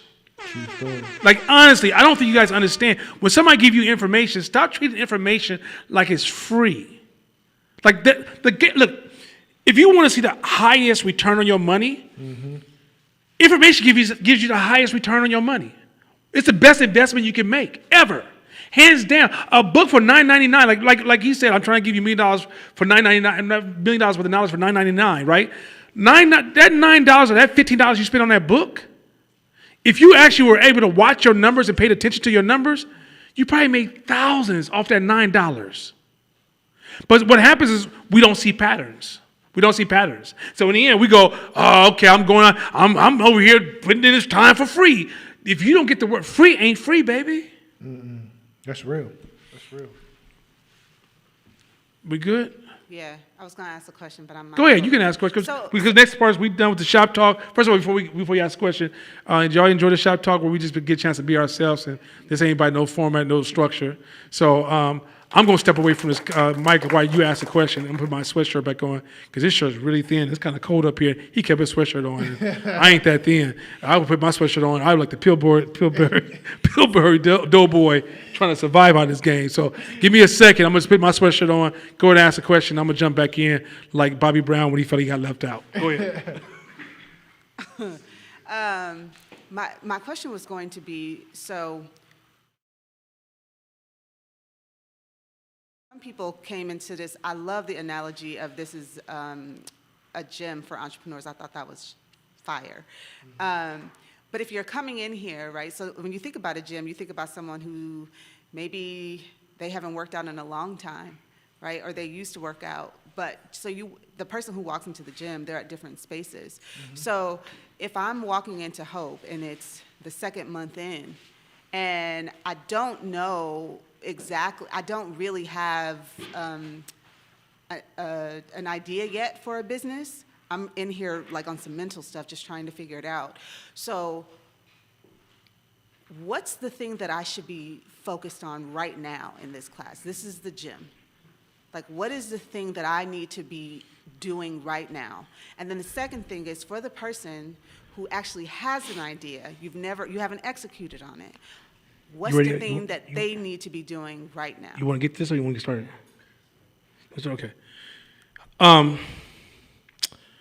Have you ever had a conversation with somebody and they're in a bad relationship and the person says, what should I do about my woman? And you know that person's in a bad space and they're in a bad relationship. And you realize whatever advice you give them, they will corrupt it because they're in a bad space, in a bad relationship.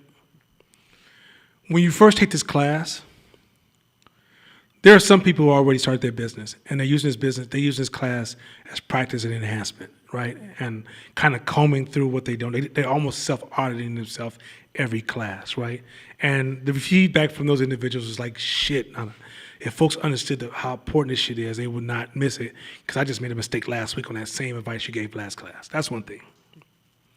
Those of you who are coming out of corporate America or never been entrepreneurs before, the number one goal is gain clarity. Because even when you think about what you want to do, I can almost promise you it's going to change anyway. As much clarity as you can get, take it. 2, other thing, go fuck up. Get out there and go fuck up. The game needs it. We need it. You need it. You cannot be an expert by yourself at the house, in the kitchen, with a uniform on by yourself. Weird. Extremely weird.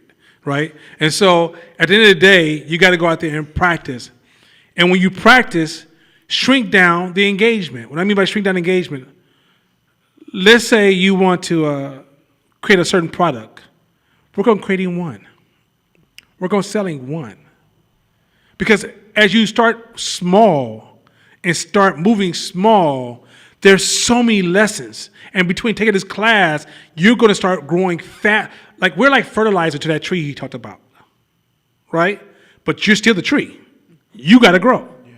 And if you're not engaged in the process, if you somehow imagining what's going to be like in the soil and no one ever plants you, that's like coming to this class without trying anything.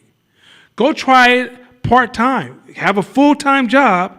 If you want to be a baker, go sell some cookies this weekend.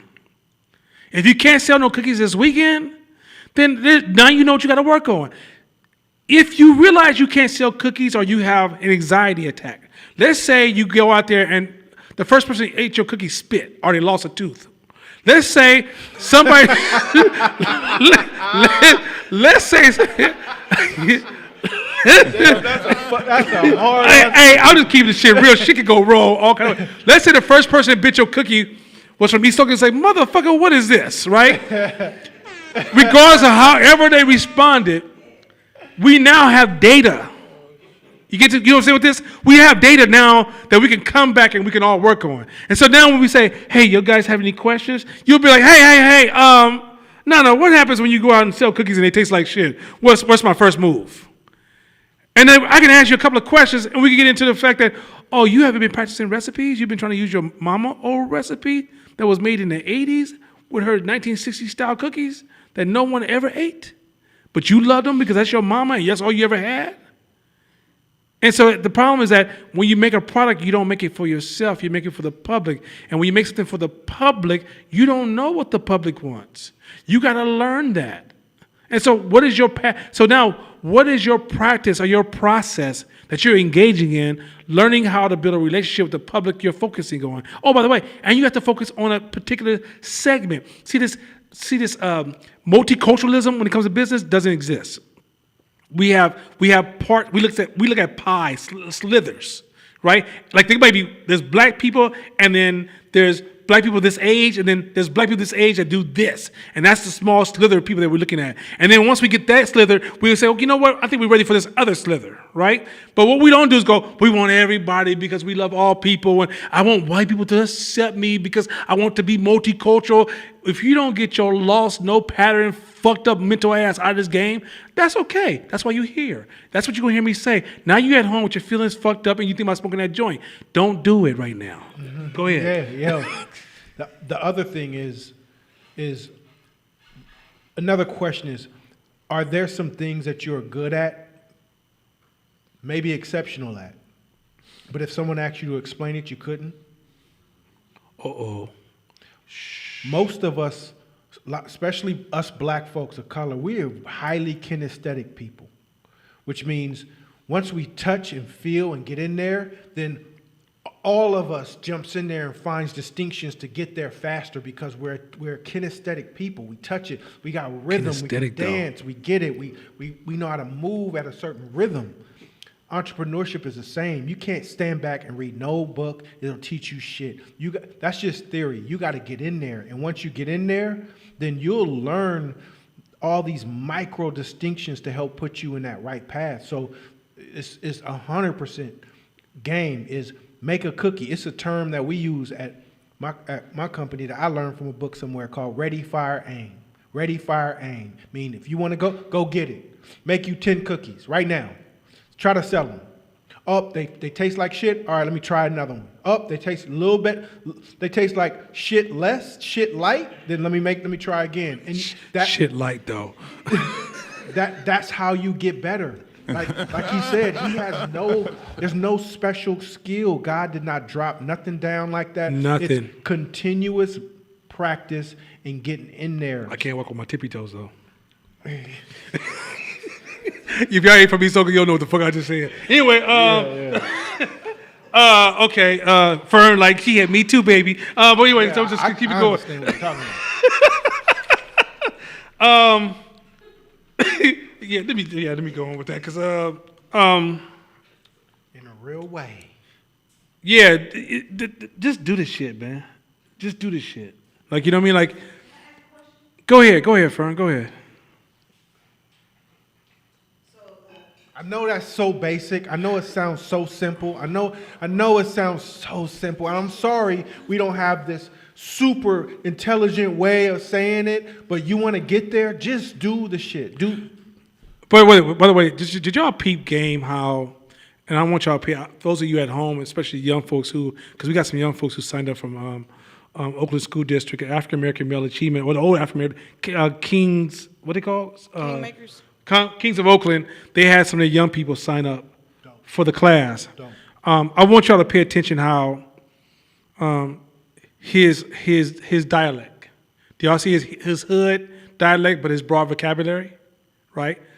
He loves his people. That's why his dialect sounds the same. But his vocabulary is required, is necessary for complex thoughts. A low vocabulary simplifies your thoughts. You need complex language to split ideas and separate ideas and truncate ideas so you can work with more complex solutions. The higher you get, elementary solutions just don't work. And so I have a black rhythm, he has a black rhythm. When somebody tells you that Ebongs is wrong, fuck them. Because what they try and do is they try and tell you that your dialect is not acceptable, but white people, country as dialect is okay. But what is not acceptable, and this is coming from black folks to black folks, is poor vocabulary because it works against you. It ain't about you being accepted by me or anybody else. When you're trying to climb this game, if you don't have the language to take an idea and break it into multiple pieces because you have the language for it, what you will find is quite often you're a victim of your own words. So this granular level, I want you to pay attention throughout the year how he's not finding a word to bring to class like Cardinal, or he's not, and nor does he stay in a lot of complex language because he also has a way of taking the complexity and then simplifying it. And that's why when he speaks to you, it's very simple. And we're translating, like if me and him just talk one-on-one hardcore, we may use a lot of language that will separate us from a lot of people. But when he's talking hardcore, he sounds like a hood dude that reads the encyclopedia, right? Like it's just, and it's beautiful if you understand the beauty of what you're watching, which is some black shit in its rawness, which is you don't have to stop talking like your mother tongue. Your mother tongue is there for a reason, but the vocabulary is your responsibility. Go ahead. All right, it's a quick question kind of building off of the first question of practicing and tinkering. A question was asked to me that I couldn't answer, so I'm gonna bring it to y'all. And it was specifically around they want to jump in and do it, but they're not quite sure how to define their target market or how large of a sample size is a good size to start with. So they're like they have an idea, they want to start tinkering, but it's that hesitation. You know what that's called? That's called sitting in the kitchen with your uniform ignorance. When you don't play with something, you can't see nothing. Mm-hmm. When that person starts playing, they'll see their audience. Mm-hmm. You'll learn your audience. You can't understand certain plays on the sideline, or you can't understand football from the television. We could talk about I can tell you, I can sit down as Coach Belichick talking to you at your house, but you're never gonna get context until you get on the field.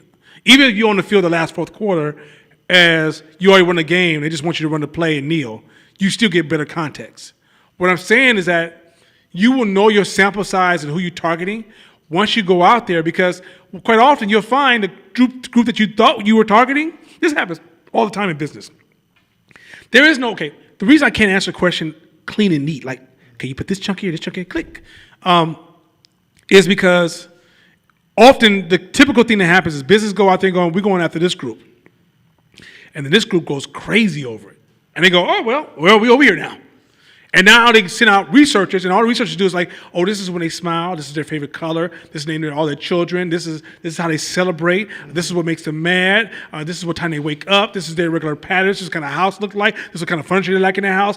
We learn so much about them that we know exactly where to position our products and our services, so we're the next choice, right? But that comes from discovery. So that question built in it is, when you go do the work and you start engaging in introspection, which is you do the work for a day, you come back and you reflect on what you did. You journal on what you did. You start to see the patterns. You start hearing your peers in the industry, the people that you're trying to work with and collaborate, because usually when you go into an industry, you work with vendors. And so when you work with those vendors be like, oh, you're going after this market. You're like, oh, well, yeah, I guess I am I? Well, because if you design it this way, it talks to this market. And you'll learn a lot of that from engagement. That's why I don't teach a lot of those tactical things, because when you get in the game, some things will be delivered to you and it's part of the journey, right? There's certain lessons you learn as part of the journey. And there's some things you will never hear. They're like the stuff we teach in this class are the invisible things that no one tells you. And in the end, you think the reason you lost is because the gods didn't support you, or some mothership of racism was hovering over you, waiting for you to make a mistake so it can just rain down on you all the racist ideas they ever had, or sexism or whatever. And what it really was is you just didn't understand what was happening around you. Yeah. Right? Or you didn't have the mental mindset. Like, for example, in business, you know what's crazy? In business, we might go to battle, right? And I might come to take your market from you, right? Because you're soft. I'm taking it from you. It's an opportunity. That's all it is, not you. I'm just saying, but you could be operating in a soft way. You might think you set strong in your head, but I'm seeing how you underserving your clients, right? And that's millions you sitting on top of that you underserving, right? Which this is very common. And you produce an idea that none of us was doing, but when I watched you, you gave me a clue, like, that's a dope-ass idea. Let me improve on it, but you soft. That's the reason you're going to lose. You soft. So when I come for you, you may see this sexist or racist. It wasn't. But in your mind, if you're used to this sexist and racism talk, you'll get caught up in your emotions around racism, and it would mean something more to you. When if you was me and you came from me, you took it from me, the first thing I'm going to say is, yo, I'm soft somewhere. Let's figure out where we're soft. And you realize, oh shit, we were underserving this major category. And doesn't mean I'm out the game. It just means that I got knocked back many, many levels, right? And so what happened, but with a lot of people who are caught up in this social justice, we'll take it down to our personal space, right? And so I'm saying to you that what we're teaching in this class is we're giving you a deeper strategy that will help you think and produce on-the-fly strategy of things that no one can ever teach you. If I can give you a better group of principles and values and ideas and teach you how the limitations of the mind and how to get around it and all these emotional traps and all these walls you got in your head and all these the limitations of what you can actually see. And I show you how when you get to this point, how to pull out this tool and see that, and how to pull out this tool and get past that, and how to pull out this tool to comfort yourself, right? All of a sudden you're like, no, I'm winning all these battles. Yes, because I taught you how to engage the battle, as opposed to if he kicks high, you kick low. Yeah. Well, he knows you kick it. If you get that mechanical, you're not in the game. Imagine you play basketball by paint the colors. You would get whooped by everybody, because everybody knows what you're going to do. You're so damn predictable. In anything that you compete in competition, you have to understand the principles and then how to manipulate those principles, like Steph Curry or like LeBron James or Michael Jordan, of course. That people can actually come into the game and manipulate those in-between spaces and do things that nobody's ever done before, right? And that's what business is about. It's not about doing your homework and doing the lesson that was been given to you. It's about learning the principles and innovating, failing, and observing other failures, paying attention to all the failures in the game, and looking for the nuggets of innovation. And let me just also comment, that last podcast, what I really love about the growth of this class is that in addition to the limiting beliefs one, and the other one, and how we were talking about like leaving your culture scape and redefining your beliefs, y'all found information that was recent. Like, so it's a constant new information that basically reiterates the stuff that we learned a couple of years ago in new time with new information that's fresh. And one of the things that she said that was hella dope that caught me a little different this time was the fact that you create who you want to be, even if you don't believe that shit. And you continue to work in it. And then you become it. And I was like, shit. Yeah, that shit was fire. Yeah, because you sit up and you like, well, I ain't no fake motherfucker, so why I'm going to fake it till I make it type shit. That ain't what I do. But the fact is, you ain't where you want to be. So how the Right. hell you gonna get there? And that shit was like, Oh yeah, but the imposter syndrome that everybody complains about, we're all imposters. Like you said, new level, new devil. When you hit that new level, you're an imposter. yeah, that shit was dope. That shit was fire. Yeah. There was, some of us know this because it was in one of the podcasts and some of the homework, but there was a kid in high school. They did an IQ test. He came out, he was an idiot, right? He got the idiot score. And he was, typically, whatever. He was a class clown type of kid anyway, so it fit him. And then I forget what the distance and time was, but they did another IQ test, and it came out he was a genius. So he got a genius score, and everybody in the school knew it, teachers knew it. So then people start responding to him different. He started acting different. He stopped kicking it with his dummy friends and start hanging around with smarter people and entering into a different crowd because, shit, I got a high IQ. So he goes off and becomes a successful entrepreneur, millionaire. And then I guess the cycle of IQ tests come back 7 years or whatever that distance is, and they came back and said, oh shit, we fucked up. Your score wasn't this. You're actually still an idiot. But because he believed and changed his identity and believed so hard that he enveloped it, became it, and his whole life responded to that new fake perceived identity, but he believed in it. That's how powerful this shit is. Yeah, beliefs that shit is beyond imagination. This was going to come at the end, but somehow Daniel decided to move it to the front. And we're doing a dog versus wolf. We're going to keep running this series. And dog reflects the mindset that you almost need to be in the corporate America. And the wolf reflects the mindset of being out in the wild and you're creating what we call our current lifestyle and reality. And I want to talk about something that it's going to kind of sit weird with you. It's going to sit weird, but it's a cold truth. First of all, businesses need to fail in order for business to be robust. A lot of businesses need to fail for business to be robust. Matter of fact, if you want to see economic growth in our community, we need to see a high level of failure. I'm talking about a high level of failure. We need a lot of people to die off. You say, what do you mean? Restaurant industry is a very fragile industry. But the fragility of so many businesses, like that when you start a restaurant business, I think it's like a 3% chance you're going to make it. And you won't even last that long, even if you do make it. Very, very fragile. Wow. But if that fragility didn't exist, the food would taste like it comes out of a lunchroom. The failure allows us to have a certain quality because only the strong will survive. So the fancy restaurant that you go to that you love so much, they have survived on the back of all the failures that came before them.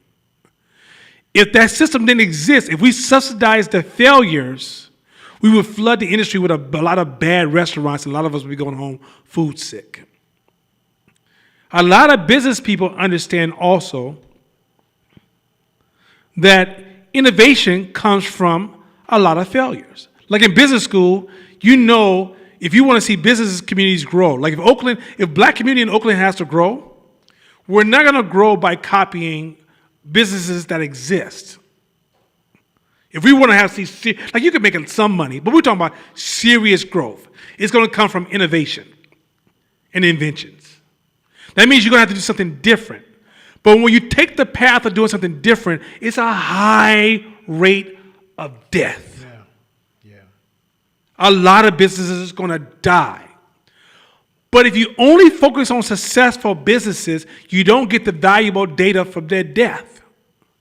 Every death gives you information of something you shouldn't do and something you can build on to create something new. When you talk about building a multi-million or billion-dollar business, it is not copying another multi-million-dollar business. It's learning the death of industries around you. Look, there's an argument that says, and nature's kind of cold-blooded, nature kills off the weak to keep the strong alive. That's the reason we're all here. It kills off the weak. Everybody's not meant to live. What's happening with COVID is kind of the way nature's always worked. I know if you stop watching TV and go study the nature of how nature really works. This class, once again, this is an entrepreneur class. Those of you online who are getting really emotional right now, sign in later for the class down the hall for motherfuckers who can't handle this shit. This is leadership class. If we went to war tomorrow, everybody can't live. I'm sorry. That's not how the game works. But we got this idea that we want to protect the weak at all costs. Now, I do believe, and society has proven, you have to build a society that is tolerant of your weaker.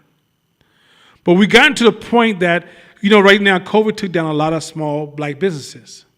They were already on life support. But the media gets a chance to get in our face and be like, oh my God, you understand all the black businesses that died? I get that. But a lot of them were already on life support. And from this, greater businesses will rise.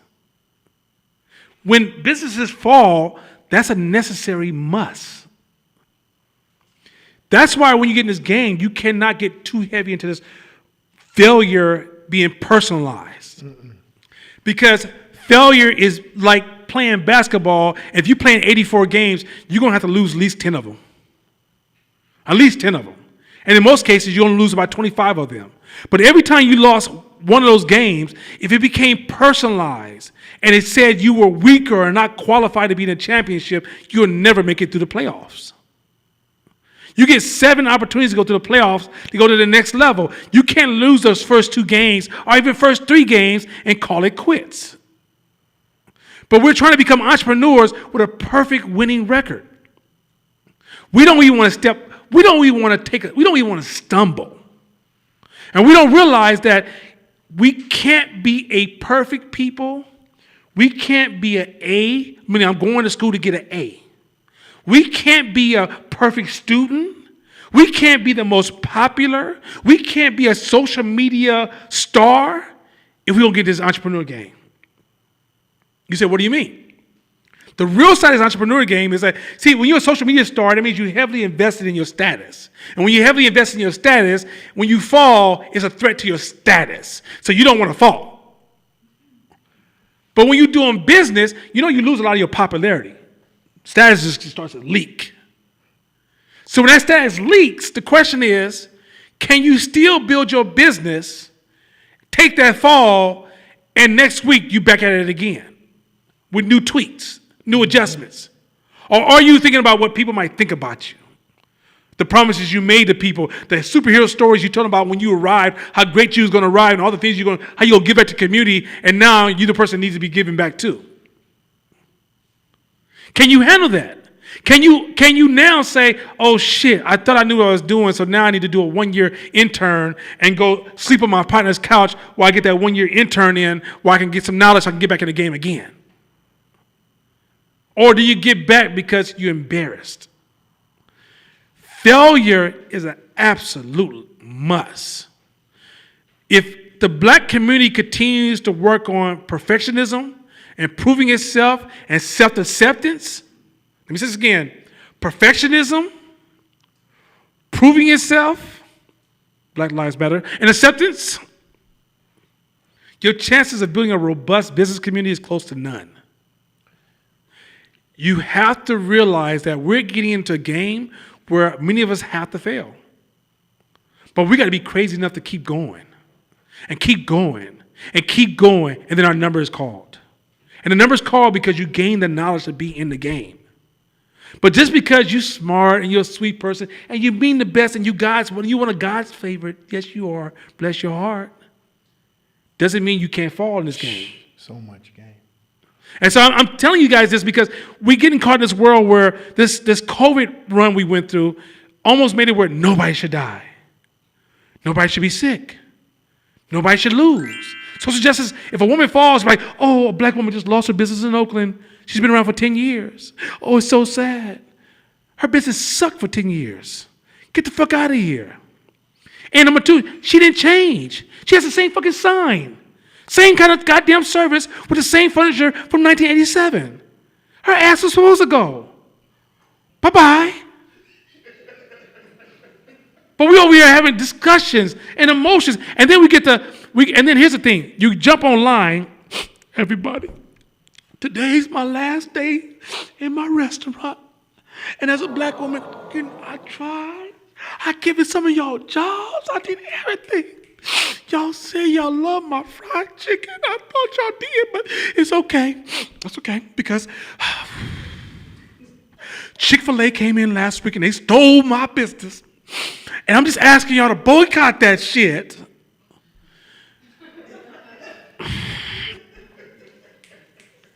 You are supposed to go because you didn't innovate. And Chick-fil-A took what you did not lock down.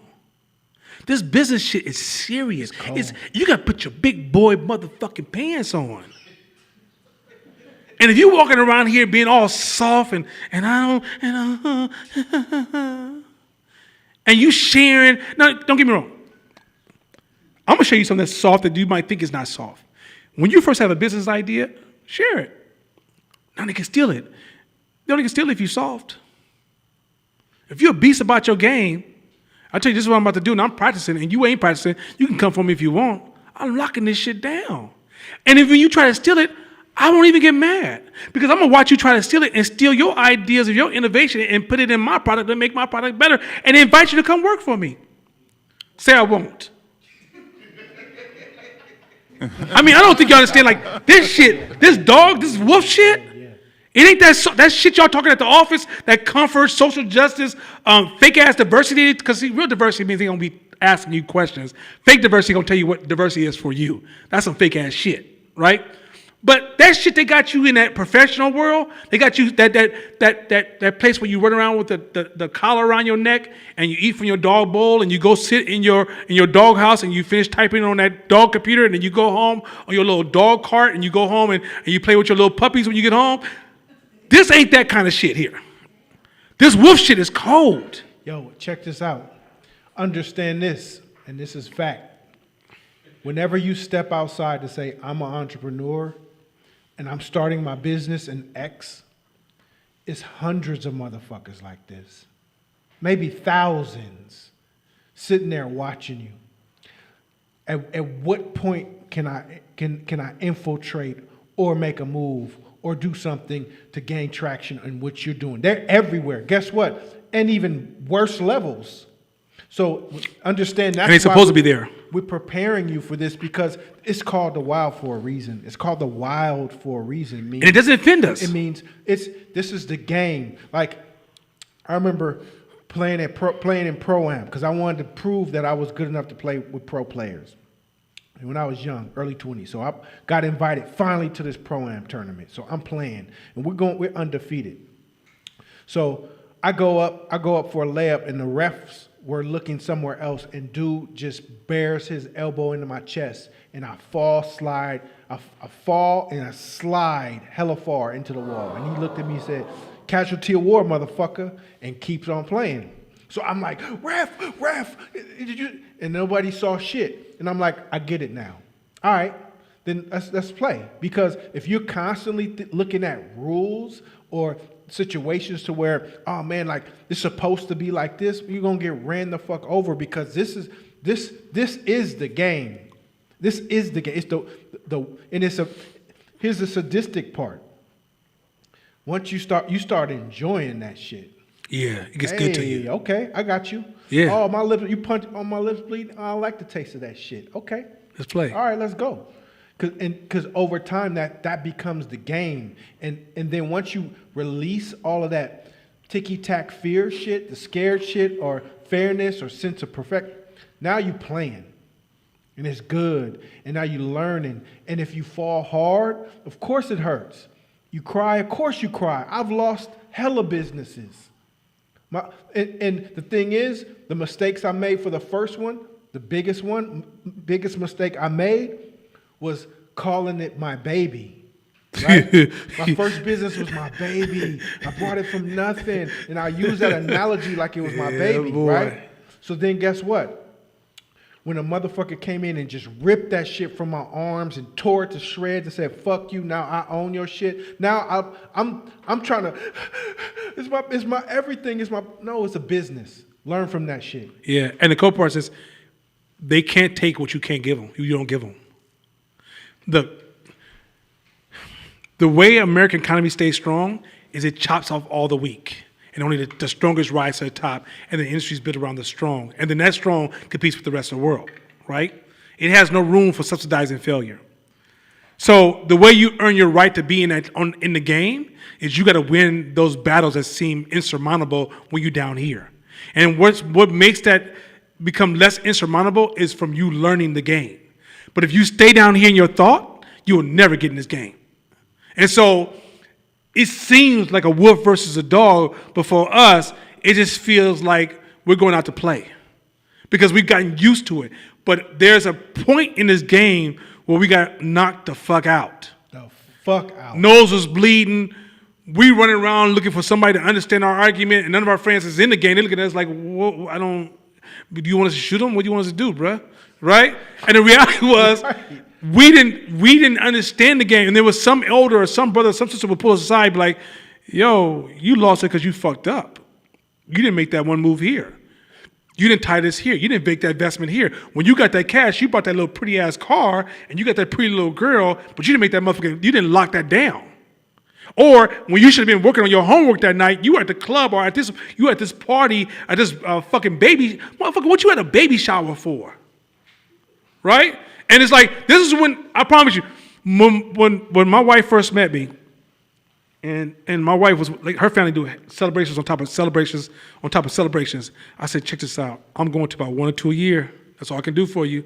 And I told every friend I have, don't you ever, if anybody close to me, they can tell you, they can finish the sentence for me. Don't you ever invite me to no baby shower. The 1-year-old birthday, you kiss my ass. My daughter had a 1-year-old birthday and I didn't want to go. I said, y'all gonna really do this shit? Y'all know what the fuck I stand for, right? It's like, cause she ain't gonna remember that shit. She just wants some cake. And so I'm like, it's like, I don't participate in a lot of shit. Because why? If all of us are partying, who's building our institutions? Yo, man.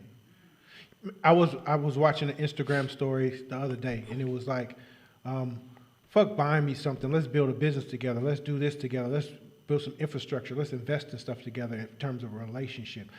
Who you choose as a mate, oh my God, is hit him so with that fucking one. important as an Hit him now. entrepreneur. Tell him Because now. if you all on some only cute shit or only look shit or muscle shit or all that, then it's going to dramatically and drastically affect your movement. Because when you want to come home late, 1, 2 o'clock in the morning, because you was in rhythm working on your business or trying to build something or going hard, and then you come home to some argument and bullshit. Come on now. Instead of like, I'm proud of you, like keep it going. Here's some dinner. Here's something. They think you lying. They think you lying. Those are the micro things that can make or break you over time. So I mean, they think you lying, bro. I think they think you lying. They think you on some some super wolf shit. Hell no. They think, man, come on, tell them a little bit more. When I decided to start Courtsmith, I was dating this woman, and so I'm like, look, shit's gonna change. Our little cuddling, I'm gonna do my best, but it ain't gonna happen like that as much because I'm really investing and putting into my company and building again. She's like, oh, I work for entrepreneur. I mean, I'm assistant to CEOs. I know how to be around an entrepreneur. I'm like, cool. 3 weeks into it, she's standing over me. Are you gonna be done yet? How long is it gonna take you to get done? Hey, here's your last check. Here's your last check. Tell them about the pink slip, baby. You gotta go. Shit. Because it's like this. I had a stamp. You dedicate your life to this shit. And I mean, I don't think you guys really understand. Like your mate, a lot of powerful people tell you this. Your mate. Okay, I'm not attacking anybody when I say this. Don't choose a motherfucker if you have to fix a motherfucker. Stop trying to get you an old school Chevy and turn that motherfucker into a modern day a Camaro or a motherfucker Corvette. It's old school for a reason. She said in that podcast, you can't change folks. Cut it out. You change yourself. If people want to change, they'll join you. If they don't want to change, they're not going to join you. But you guys, because like here's the thing. When you're trying to change somebody else, can I keep it 100? Is it okay if I keep it 100? Always. Shit. You're really just trying to change yourself, and you're just trying to do it easy by changing others. See, the motherfuckers who want to help everybody don't really know how to deal with themselves, so they try to fix themselves by helping everybody else. Cut that motherfucking shit out. The reality is that if you want to fix somebody, look, call your mental resources, all your mental employees, and sign them to one task called you.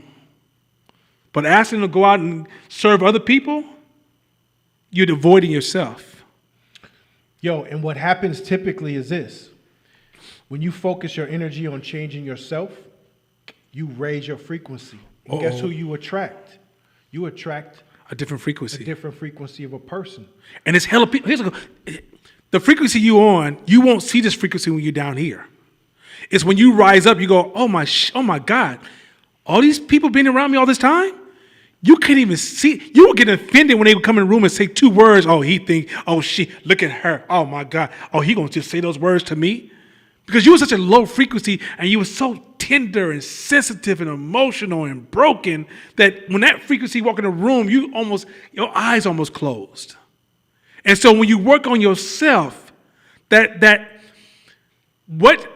deserving compliment to who you are, meaning that no one's going to ever make you, if you got in your mind that you need somebody to help you make yourself, you in a fucked up space.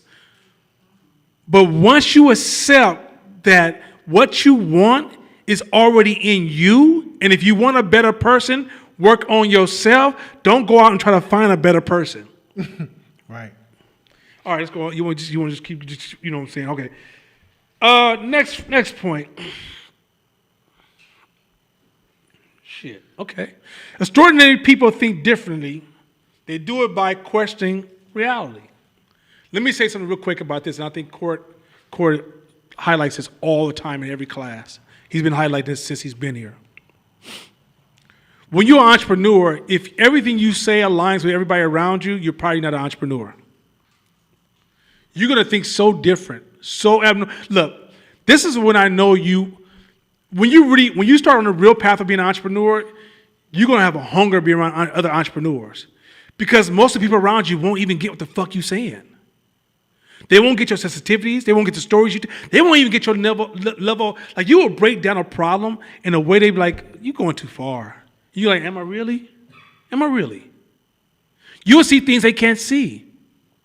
You question.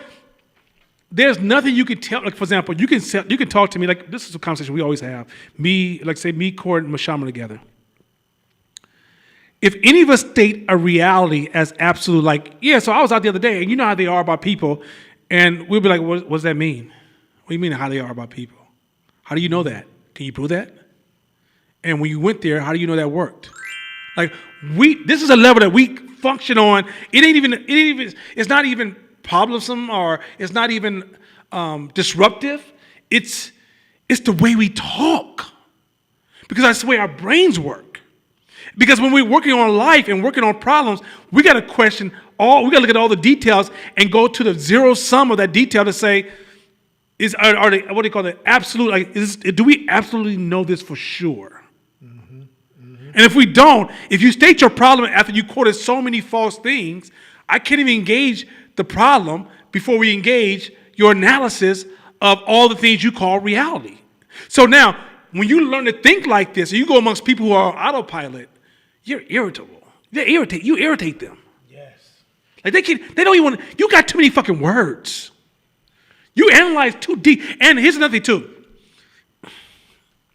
You think so different that other human beings, because we're so tribal, because you think so different, will start to feel like they're attacked by your way of thinking. So you find yourself quiet in rooms of the masses and picking and choosing when you're going to speak on something. You will find yourself complimenting and listening more than you find yourself speaking. Why? Because your rhythm is changing so much. And when you get to entrepreneurs, you go, because you can't wait to talk about some shit.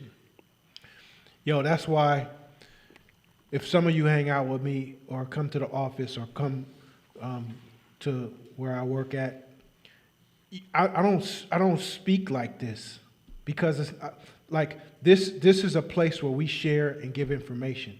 A lot of times, once I leave this room, I just stay quiet. Unless you ask me my opinion, then I'm gonna give it to you. And it may sound profoundly different than what you thought, because I don't believe all the 10 things you just said were all fallacies, and that's not true, and you're not sure about it, but here's my opinion. And they're like, oh shit, okay. Yeah. Because Most of the time, a lot of times when you first learn this information in class, the first thing you want to do is start pulling this out as a sword and chopping people off at the neck. It's cognitive distortion. You're wrong. You don't do that. Guess what? Keep absorbing information. You apply it. You work on it. You see how it works in your life, and then learn how to practice being silent and observing and listening to people. You know, when you pour, our houses are copy and paste. They're very similar. Even amongst different races sometimes you see similarities. You may find similarities between a poor black person and a poor Australian because poverty produces certain behavior. When you meet extraordinary people, assume nothing because they have so many different patterns and beliefs, it will blow your mind. You got to go in the house with more curiosity. They may not believe in everything from marriage to raising their kids to when they eat and how they eat. Maybe something you never even imagined or heard before. That's why they're different. They practice, like you guys, give you an example. Just kind of help you like get a mental picture. Imagine spending a whole day with Prince or Michael Jackson. The blouses. Right? Now, if they became normal to your standard or your little jokes of like things you would see about them that would make you just cackle them, if they normalize to your jokes, they will no longer be who they are. Yep. So when you guys hang around entrepreneurs who are performing, understand your normal is almost disruptive. It's almost like it's silly to them. And so if you ever have the opportunity to be mentored by somebody who's highly performing, walk into that space almost as a blank canvas to learn, not to go in there and don't do the comparison. Comparison is a waste of time. You become frustrated to talk to. Like my views on I'm talking about when you name it, when me and him talk, we're very eccentric on our beliefs about a lot of stuff. We still care and respect opposite beliefs. We don't shit on other beliefs because they all have different values they play in society. Everybody can't play center. Right. Everybody can't be a coach of the team. If the whole team's coaching, who's fucking dribbling? Right? And so the reality is that we accept that some people, it's going to be a towel. Somebody got to be a puppy. For this system to work, somebody got to be a puppy. And we're not mad about that.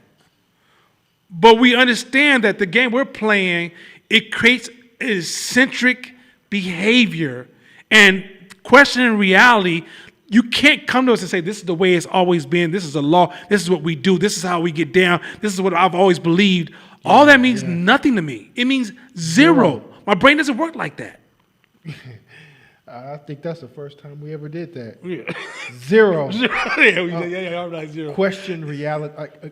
That shit is, I just want to reiterate the point again. What's going to happen is that you are going to seem like an asshole. You're going to seem difficult. You're going to seem disconnected from your culture. You're going to seem abnormal from the norm. You're going to seem a weirdo, especially to your friends and family. And understand, when that happens, when you start getting that feedback from people, know that it's working. Know that shit is popping for you. Know that you're getting closer to your goals and your dreams and your business success. It's working. If you a year from now and you go to a group of people you've been kicking it with your whole life, and the rhythm, the emotional rhythm is exactly the same as it's been, you ain't doing shit. You ain't growing. You ain't applying shit. It got to feel weird. Like, okay, yep, I've been here for a little bit. Hey, good seeing you, my guy. Yep, love is love is love. All right, I'll see y'all later, because it feels fucking weird being in that environment. Yeah. It's like, it's similar to like, if anybody's a foodie in this room and you've been on a foodie journey for like, say 5 or 10 years, and you go to one of those childhood restaurants you used to love, and it then tastes like dog shit because you've evolved so much that you thought in your brain you thought it was the same. But when you went back, you realized, oh, I'm not that person no more, right? And so realistically, now, here's a difference. This is one slight difference, and this is a slight tweak you got to keep in mind. You still got to love those people, and still got to value those people. Yep. You can never get to the point you devalue them because they still serve a purpose, just not the purpose you need at that time. If you start cutting people off and get into this cutting culture, you will grow and be isolated, and it's just as bad as being at the bottom. Mm-hmm. You don't want to grow and isolate yourself because then you will lose. For example, if you're growing and the community loves you, like, okay, I'm going to say this real quick, and hopefully I don't lose any love from nobody. There's more people who love me than I love them. Because I don't know all the people. I hear more stories about people telling someone they love me, and I'm like, wow, that's beautiful. And it's because when I show up to people, I give love. I don't engage everybody. I don't even care about what the fuck is going on in your life 90% of the time. Why? Because I don't want to analyze your life like that. I want to let you have free will. But when I see you, I see a human being, a warm spirit in front of me. If you call yourself a spiritual person, then learn to see the spirit in all these people walking around you and stop looking up at the clouds and realize spirits are passing you every damn day. If you love God, look at God's work and start celebrating that moment.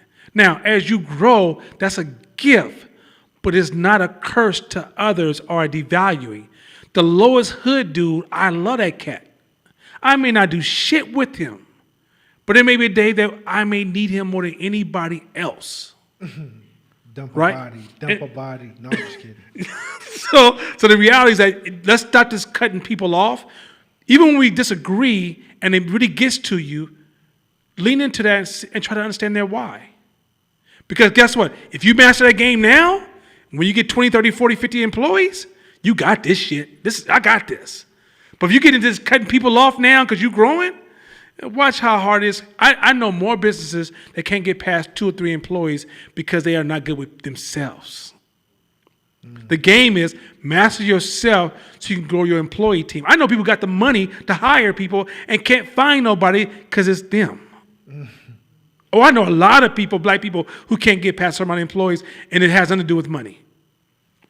Next one.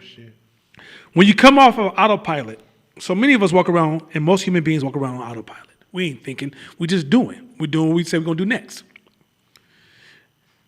When you come off autopilot, you will feel like you're free falling.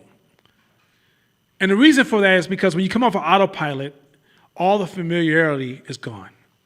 And when that familiarity leaves, I promise you, it's walking like it's walking down the street being butt naked. But after a while, it will shift. But when you first do it, it's going to feel like you're about to die. So when you walk on this path to change yourself,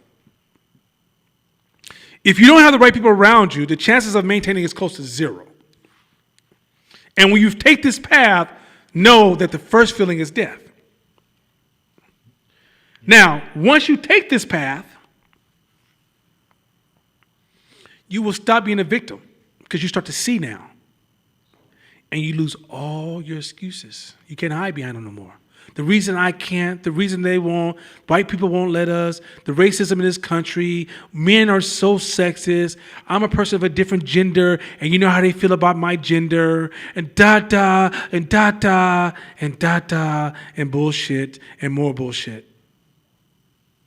When you guys learn that this is a cold game happening in our time, like people who are shouting social justice, systemic racism is real. It says again, sexism is hella real.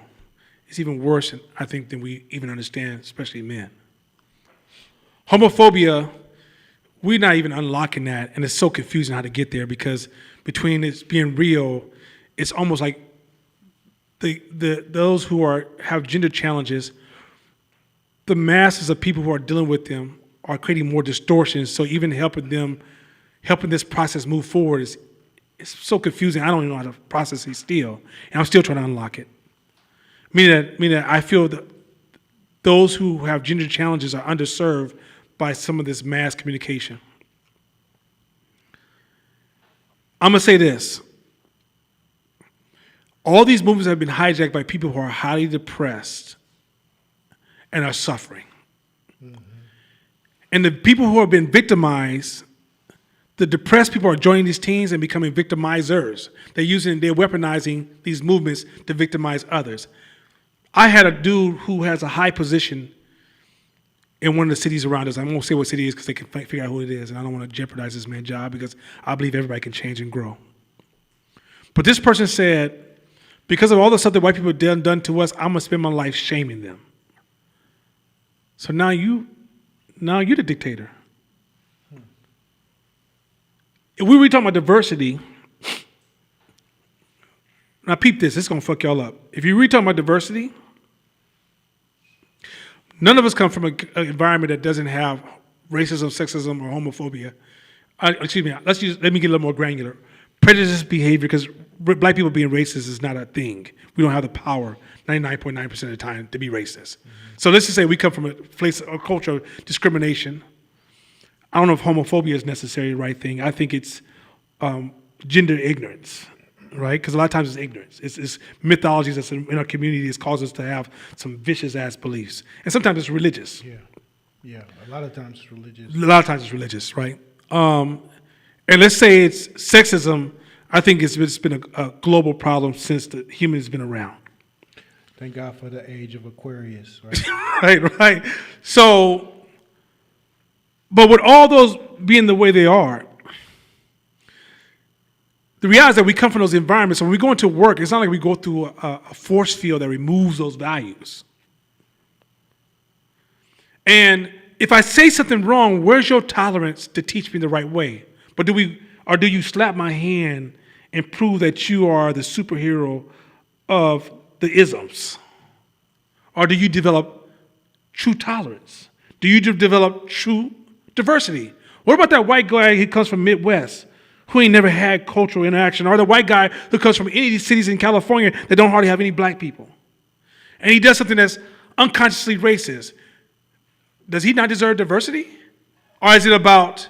Now, we're not talking about racism, meaning, like, if we talk about racism, Casamont is, to me, a epic center of this racist thing that is just sitting there, that's just killing my people every day they go to class, right? That's racism, right?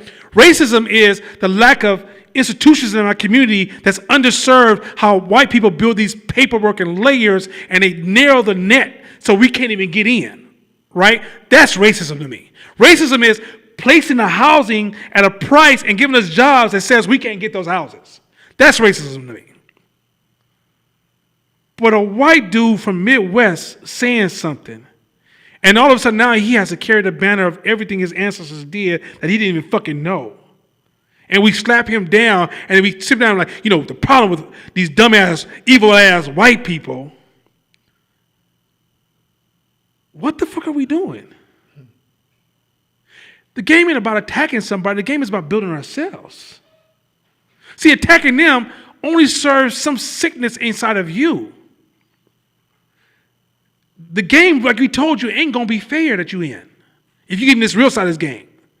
The game is that you accept the obstacles that exist. You understand the racist obstacles that exist, and you get at them. You understand the sexist, you understand the gender obstacles, you get at it. You understand the economic obstacles, you understand your own ignorance obstacles, you get at it, right?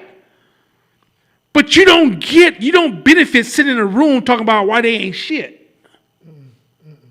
And you don't sit in a room talking about why you ain't shit. This whole attacking and victim dialogue ain't moving the fucking needle. I've been in the most articulate rooms ever where black people sat around and broke down racism in ways that I can't even repeat it at the level they can talk. I sat down with John Henry Clark. Y'all know what the fuck John Henry Clark is? That's one of our most brilliant fucking brains of all time. And he was the most, like, if you just go back and listen to YouTube John Henry Clark and just listen to a speech from 80s, 70s, 90s, that shit was brilliant. But I still didn't see any black high-rises rise up afterwards. Because the people took his lessons and turned it into complaining about white people and the systemic racism. And then they realized the complaints don't build shit. You don't get power because you were abused in the past. You get power because you took it. It's that fucking simple. It's that simple. It's a cold motherfucking game. It's that simple. So all this motherfucking excuses game we've been taught to give, hey, yo, I'm just going to give it to y'all 100. You got to cut that shit loose. Yo, and the first step into taking power is taking responsibility. Woo, let me turn my microphone around. Taking responsibility for every fucking thing that happens to you. They don't want to hear that. It's real. It's real. I have a partner. Her name is Rain. She has a company called Red Door Catering, right? She's a woman, and so sometimes all my partners are on this space, right? I can't complain about too long about shit. I can't cry about no shit. I can't complain, but I try to with Rain. Like, hi, how's things going, Rain?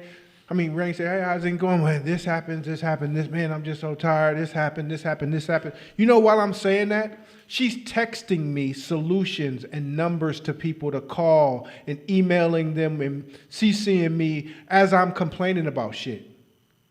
Like, she's so solution-oriented that I can't even get through the motherfucking complaining without her sending me all the solutions to my complaining. That's the difference when you take responsibility. That shit, like, what that's going to do? What's it going to do? Like, as entrepreneurs, once you remove excuses, you become solution-oriented about every fucking thing, and that's how you move. We are here because if we sat up in each other's living rooms and exchanged ideas and helped each other build our businesses to be even bigger than it was and not do this, there's a void. You feel me? Yeah, it's a big void. We're here because it's like, nah, let's do this in front of everybody. Let's do this in front of everybody. Because that's how we build our community instead of complaining about the shit. Yeah. Almost done, y'all. I'm gonna kind of jump. I'm gonna pass because I want to get to the next. Got one more dog versus wolf, but you have to have the courage for this shit. It's gonna be hard. Hard, motherfucking. Like she said, when you change, you're killing off the old version of you, and it has repercussions and it affects everybody around you when you change, and everybody's gonna attack you for that change. Just be prepared. They're gonna call you names you're not. They're gonna tell you you're doing things you're not. You can sit there and try to argue with them all you want, and they're going to even hit you with religion, your great-grandmother, black folks who died in civil rights. All kind of conversations going to come at you. They're going to tell you about chasing money is evil. Because in the end, they have this idea that you're just chasing money to be better than them. All this shit's going to happen. You're going to have courage. I'm going to skip it because the next one's important. And then I want to close out on that one. It says, people who attack you are saying, look at me because my chains are bigger. That's tied to the courage one. That's why I want to close out. I think we can close out of this because we got 5 minutes. We want to close this on time tonight. You don't realize that when you go watch television, you watch rap videos, you watch TV shows, BET, going back to some of the shit that my boy Tone was saying, they're advertising dog collars to you. They're advertising it to you. If you just do this, you can get your nice little chain. If you just do this, your collar will be really pretty. You can build a beautiful doghouse, live over in this beautiful community, become very compliant, do what the fuck we tell you, and your life will just, you go to all the cafes. You could be able to go to every weekend, go to a cafe. Here's a cool motherfucking part of the game. While you at that cafe, you know goddamn well back in East Oakland people are dying. While you're at that cafe, that child you birth. Remember we talked about it, when you avoid, so we talked about it this early in this conversation. When you avoid the pain of being black, the pain of being poor, shit, for my brown brothers and sisters, pain of being brown, that avoidance is actually making you weaker and your family weaker. You can go out and find you somebody that don't look like your people, hang out with people who don't share your family, your cultural rhythms, barely talk to your own mama because she's just hood. And don't realize that those individuals are coping with a game they don't understand. And that same coping system produced you. And once you realize that this wealth thing is not about escaping our responsibilities, but about becoming part of the solutions, once you engage in the solution, it's almost therapeutic. Because you're making other people's life better, but you're making your life better. You're happier. You know how much, do you realize you get more happiness from giving than receiving? Yeah, all right, that's some.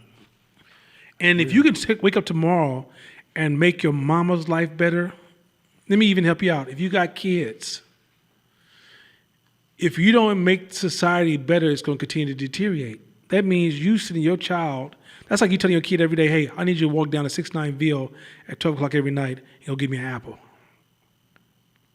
And then are you surprised your kid got killed or shot or beat or put in prison? because you didn't make it any better.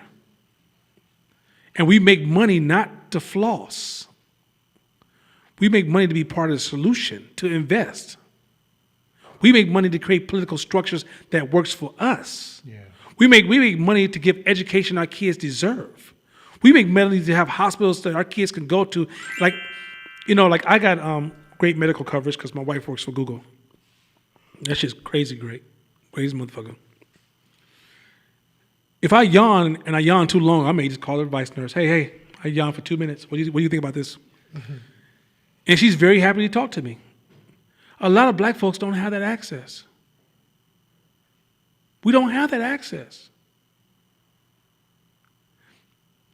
There's so much, like some people in this class, some of you guys get a chance to choose what you're going to eat tomorrow. There's a lot of black folks don't get a chance to choose what they're going to eat tomorrow.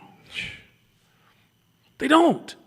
There's people right now because of COVID who are not eating 3 meals a day. Not because they're too busy, because they can't afford it. They didn't have a company that could keep paying them a salary. Can I share a story real quick? Go ahead. Today, I'm at Starbucks, in the Starbucks parking lot. I go throw some shit from my, you ship garbage gathers in your car. Oh, I see a garbage can. You get all the garbage, you go throw it away in the dumpster. I go in the dumpster, and it's a black man standing inside the dumpster, going through different boxes looking for food. Brother had all his teeth. He didn't have no crackhead energy. He was hungry, looking for food. And I grabbed his hand. I'm like, come on, bro, get out. Look, get out of here. Get out of this. And I grabbed everything I had in my wallet, gave it to him. Like, go get you some food. And he said, hey, man, I really appreciate that. In an articulate way. And that's what broke my heart, is that our folks are suffering the most. Our folks are suffering the most. So if we have any kind of capacity to provide for ourselves, and then more, if we can provide more outside of just ourselves and for others too, man, we got to do this shit. We got to do this shit. Because ain't nobody else going to do it. It's up to us. And if we take responsibility for our culture and the entrepreneur and build entrepreneurs and entrepreneur thinking, then we can move the needle even if it's a little bit. We're creating some impact. And in closure, before you put the mask on anybody else, you got to put it on yourself first. I know while you're in this class, you look outside the window and you see soldiers dying and guns fired and news sending all these articles to you, and you personalizing some of those events. But no, before you jump in that war, you got to go through your boot camp.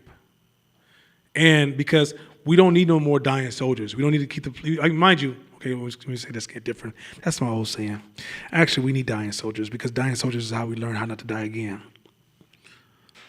But we need brave soldiers. People who are willing to go out there and fight. And even if you lose, you're part of the solution. If you run a business right now and you lose your business, you're part of the solution. Because your loss is data for the rest of us to do better and do better than we thought. Like we watch you and go, oh, I don't do it that way. That's a good point.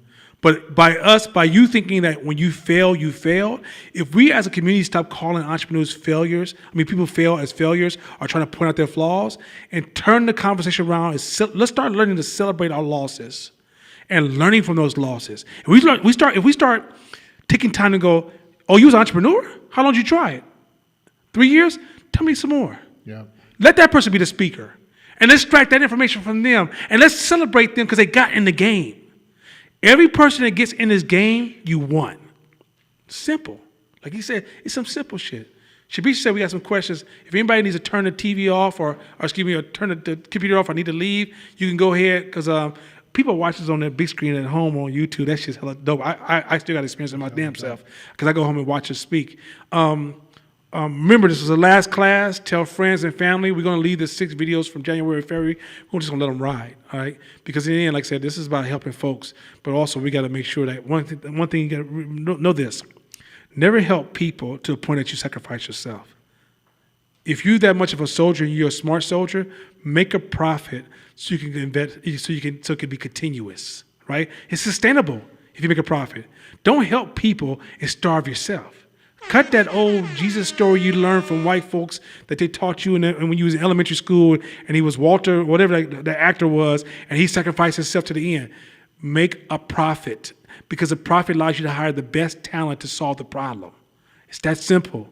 I know we got to stop demonizing money and realize we need money to invest in great solutions. Yeah. We need money for tools. We need money to keep shit going. We need money so your kids say, Daddy, when I get older, I'm going to do that too. Because you got paid and you changed the world. So let's cut this all out, this old riding in on town a donkey and wrapped in a white sheet and with dirt at the bottom and it's going to sacrifice our life till we fall off. We need the best minds to stay in the game and rise to the top. Katie said, well, before I say this, thank y'all. Right on, family. This was, all right. Katie said, What's up, Katie? I have no idea how to describe this class to my family and friends, but we need it. How do I describe this? It's a leadership / reason we say leadership entrepreneur class is one thing.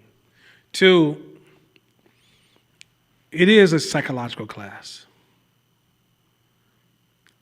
And I think the problem I have trying to describe it, I think Katie hit some deep, like Katie, you hit something that we've struggled with for 3 years. It's because we got to describe it to somebody who don't even know they need it yet. Yeah. Right? Two, is we don't know that we need agencies. We think that we're supposed to struggle with no support, and somehow it lands. We don't realize that we need subsidized education. So I think the people you're going to be able to transfer it to is people who are looking for something to support them. And I think over time it will get social contagion, meaning as more and more people gain knowledge and the more and more people start to talk about it. Say you're at a party and people are like, yo, did you hear what they said at Hope yesterday? Now it becomes like, yo, I want to check that shit out. But in the beginning, unfortunately, when good ideas, you look at any good idea, I mean, Christianity was started by a small group of people, right? And I mean, the staying power of Christianity is amazing. But it wasn't, if you would have saw Christianity when it first started, you would have thought, nah, y'all not going to make it that far. I'm just going to go that far. You have no idea it was going to occupy half of the religious circle, right? And so what I'm saying is that I think it's about aligning, when you share, aligning with people that you know that kind of have a desire for this. But I think the challenge we're having is that because many of us suffer from low self-esteem, we're not feeling like we're good enough, right? I choose those two words on purpose. We have an ego. And we're going to get to the book called Ego's the Enemy, and everybody really get what I'm saying with this. But we have an ego, and the ego tells us, I got this. I know what to do. I don't need no help. I'm all right. Not realizing that's why you're not moving. And so it's hard to give people something they don't know they need. And this class is so cold because that's why I always tell people, hey, stay with me for 6 months. And if it doesn't work for you, I'll give you your money back. Why? Because I know after 6 months you'll realize, yo, we need this in the community. Like, why is this not everywhere? Yeah. Also, too, it's understand brothers up here have made millions of dollars. And so millions of dollars. Him probably 5, 6, 7 times more than I've made, but still in a space of millions of dollars. So you have people up here that's not just talking shit or who have mastered the art of a mouthpiece who can give you game. This is a black entrepreneurship thinking class and a leadership class for you to riff off in dialogue with people who have really been in this game getting it. So I think that to me, It reminds me of like the Navy SEALs of entrepreneurship training, because it's giving you the unapologetic, the real, the no filter of exactly what it is. What happens, these are conversations that happens in circles of entrepreneurs who are performing at the highest level. This is the shit they talk about. And some of it to the naked ear sounds offensive, repulsive at some point until you really think about it and really break it down and be like, oh, okay, I guess that shit is true. Because my mentor, when he first started mentoring me, I would think the shit he would say would be repulsive to me. I used to call my mentor a sellout. He would say positive things about Hitler, Shit like, what the fuck are you talking about? Meaning, Yeah. like that's not, and not that he agreed with what Hitler did, but he break it down, break the pieces apart of certain aspects. Like, he removed the ugly from Yeah. from the strategy. Yeah, and so this is just the real, and it's unapologetic. I mean, like my mentor, when I was mentored during Reagan era. That's how far my mentor started. And my mentor would love Reagan. And he's like, man, I love me some motherfucking Reagan. And you know why he loved Reagan? Because he said his people was too damn numb and they need to be shot to waking the fuck up. They needed to see how white people really think, and they'd never get it. He loved George Bush. He loved George W. Bush. But if you looked at the reason why, he was on this other frequency. It took me, man, he used to hurt my fucking feelings. I'm a man sitting there going, I hate this motherfucker. But something kept me coming back.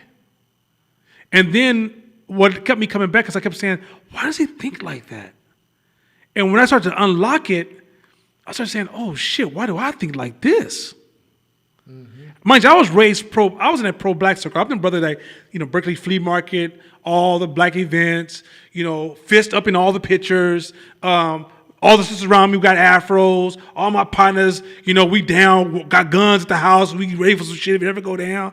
We talking all, we reading all the books from the 60s, 70s, 80s, the new cats. We going to events, dude, you a motherfucking seller. The dude who invented Kwanzaa, we cornered that dude up. Yeah, motherfucker, you work for the FBI with your punk ass, right? This kind of cats, I'm rolling with these. I'm militant as hell. Wasn't building shit. Wasn't creating shit. Winning all these moral right wins, winning all the right battles, and my life was all wrong. And so once I had to realize that being right is a flaw, like fighting to be right in a right and wrong game is actually a mental flaw. That shit fucked me up, y'all. Also, too, a question is this. Have you ever seen a look on somebody's face when they wanted something for the wrong reason and they got it and they realized it wasn't what they actually expected? Like when I hit my first million, when I was 33 years old, I wanted to, A, shit on all my haters. B, buy all the shit that I couldn't buy. C, buy my kids all the shit that I couldn't get, right? And buy all the big shit. Give me 2 of this shit. This and that, the other.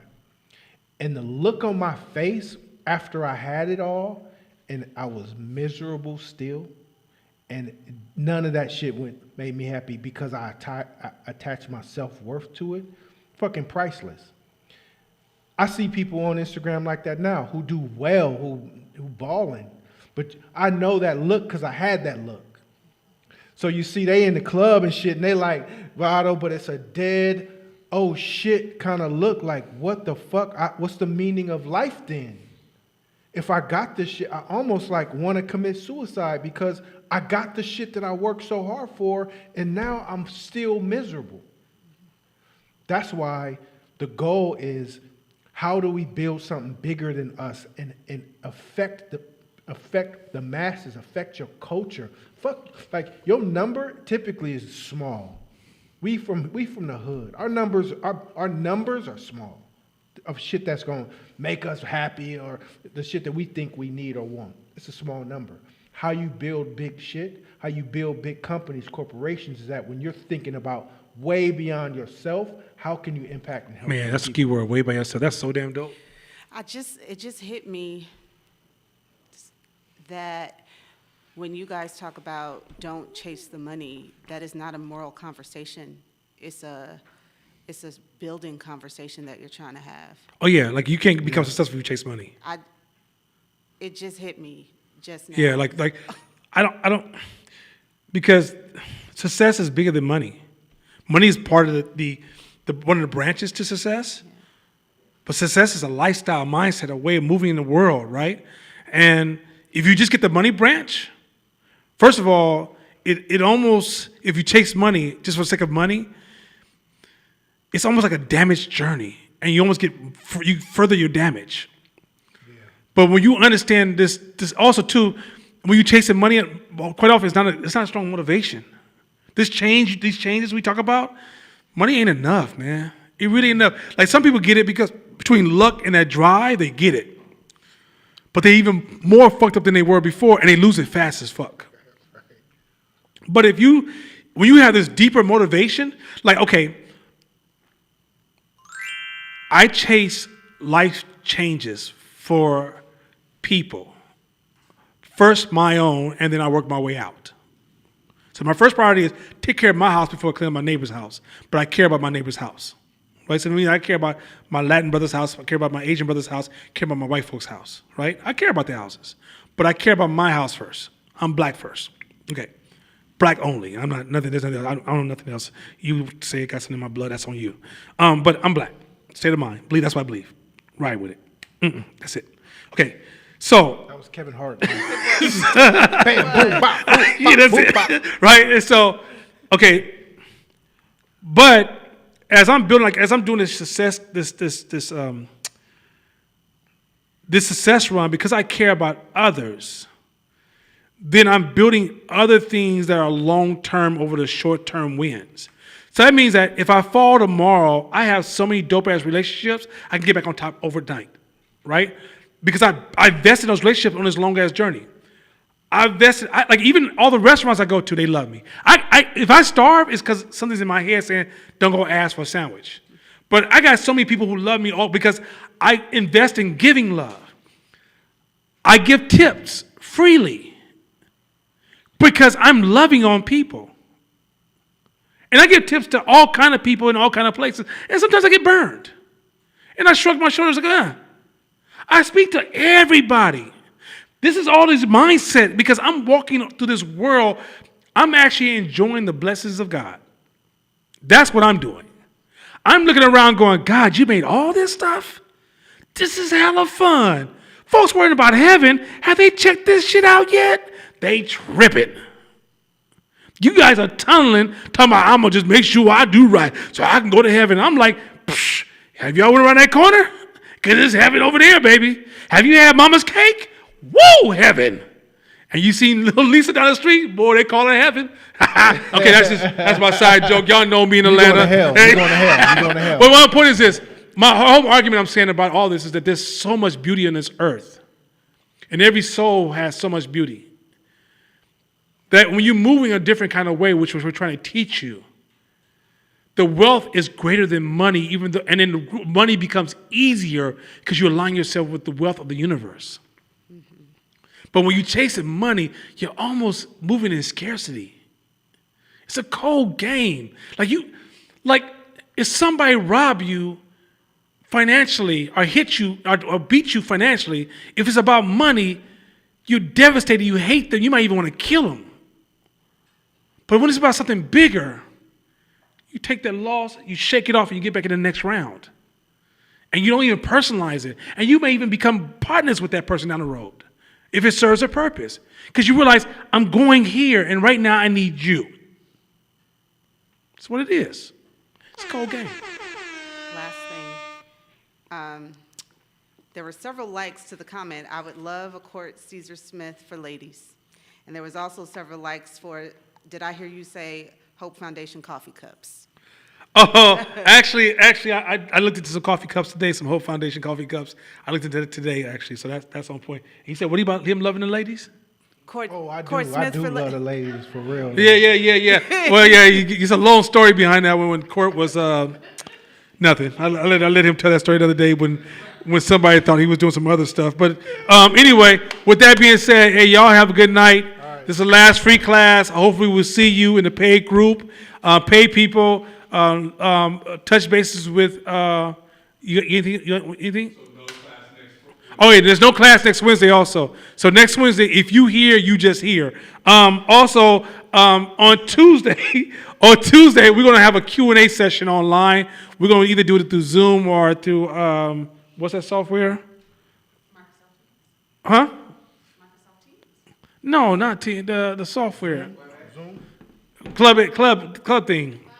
Clubhouse. There you go. Hey, I'm 54. I don't need to learn all these new motherfucking technologies, toys and tiki-takis and all that stuff. sound like an So, OG. so yeah. So we gonna get on that computer thing and holler at y'all. And it's gonna be next Tuesday between 6 and 8. We'll put out an announcement. I know Danielle's like, damn it, can you tell me first? Danielle, that's why you love me, girl, because you know I'm a little fickle like that. So anyway, Tuesday, between 6 and 8, we're going to have a Q&A session before, and then the following week, and then on that Friday, they're going to have a meet and greet, but on a Q&A, we're not going to cover what they cover, which is orientation. They're doing a deeper dive into orientation, deeper tools on helping you learn about this class and how to move.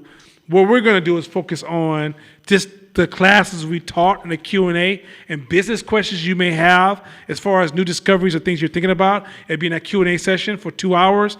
That's all we're going to focus on.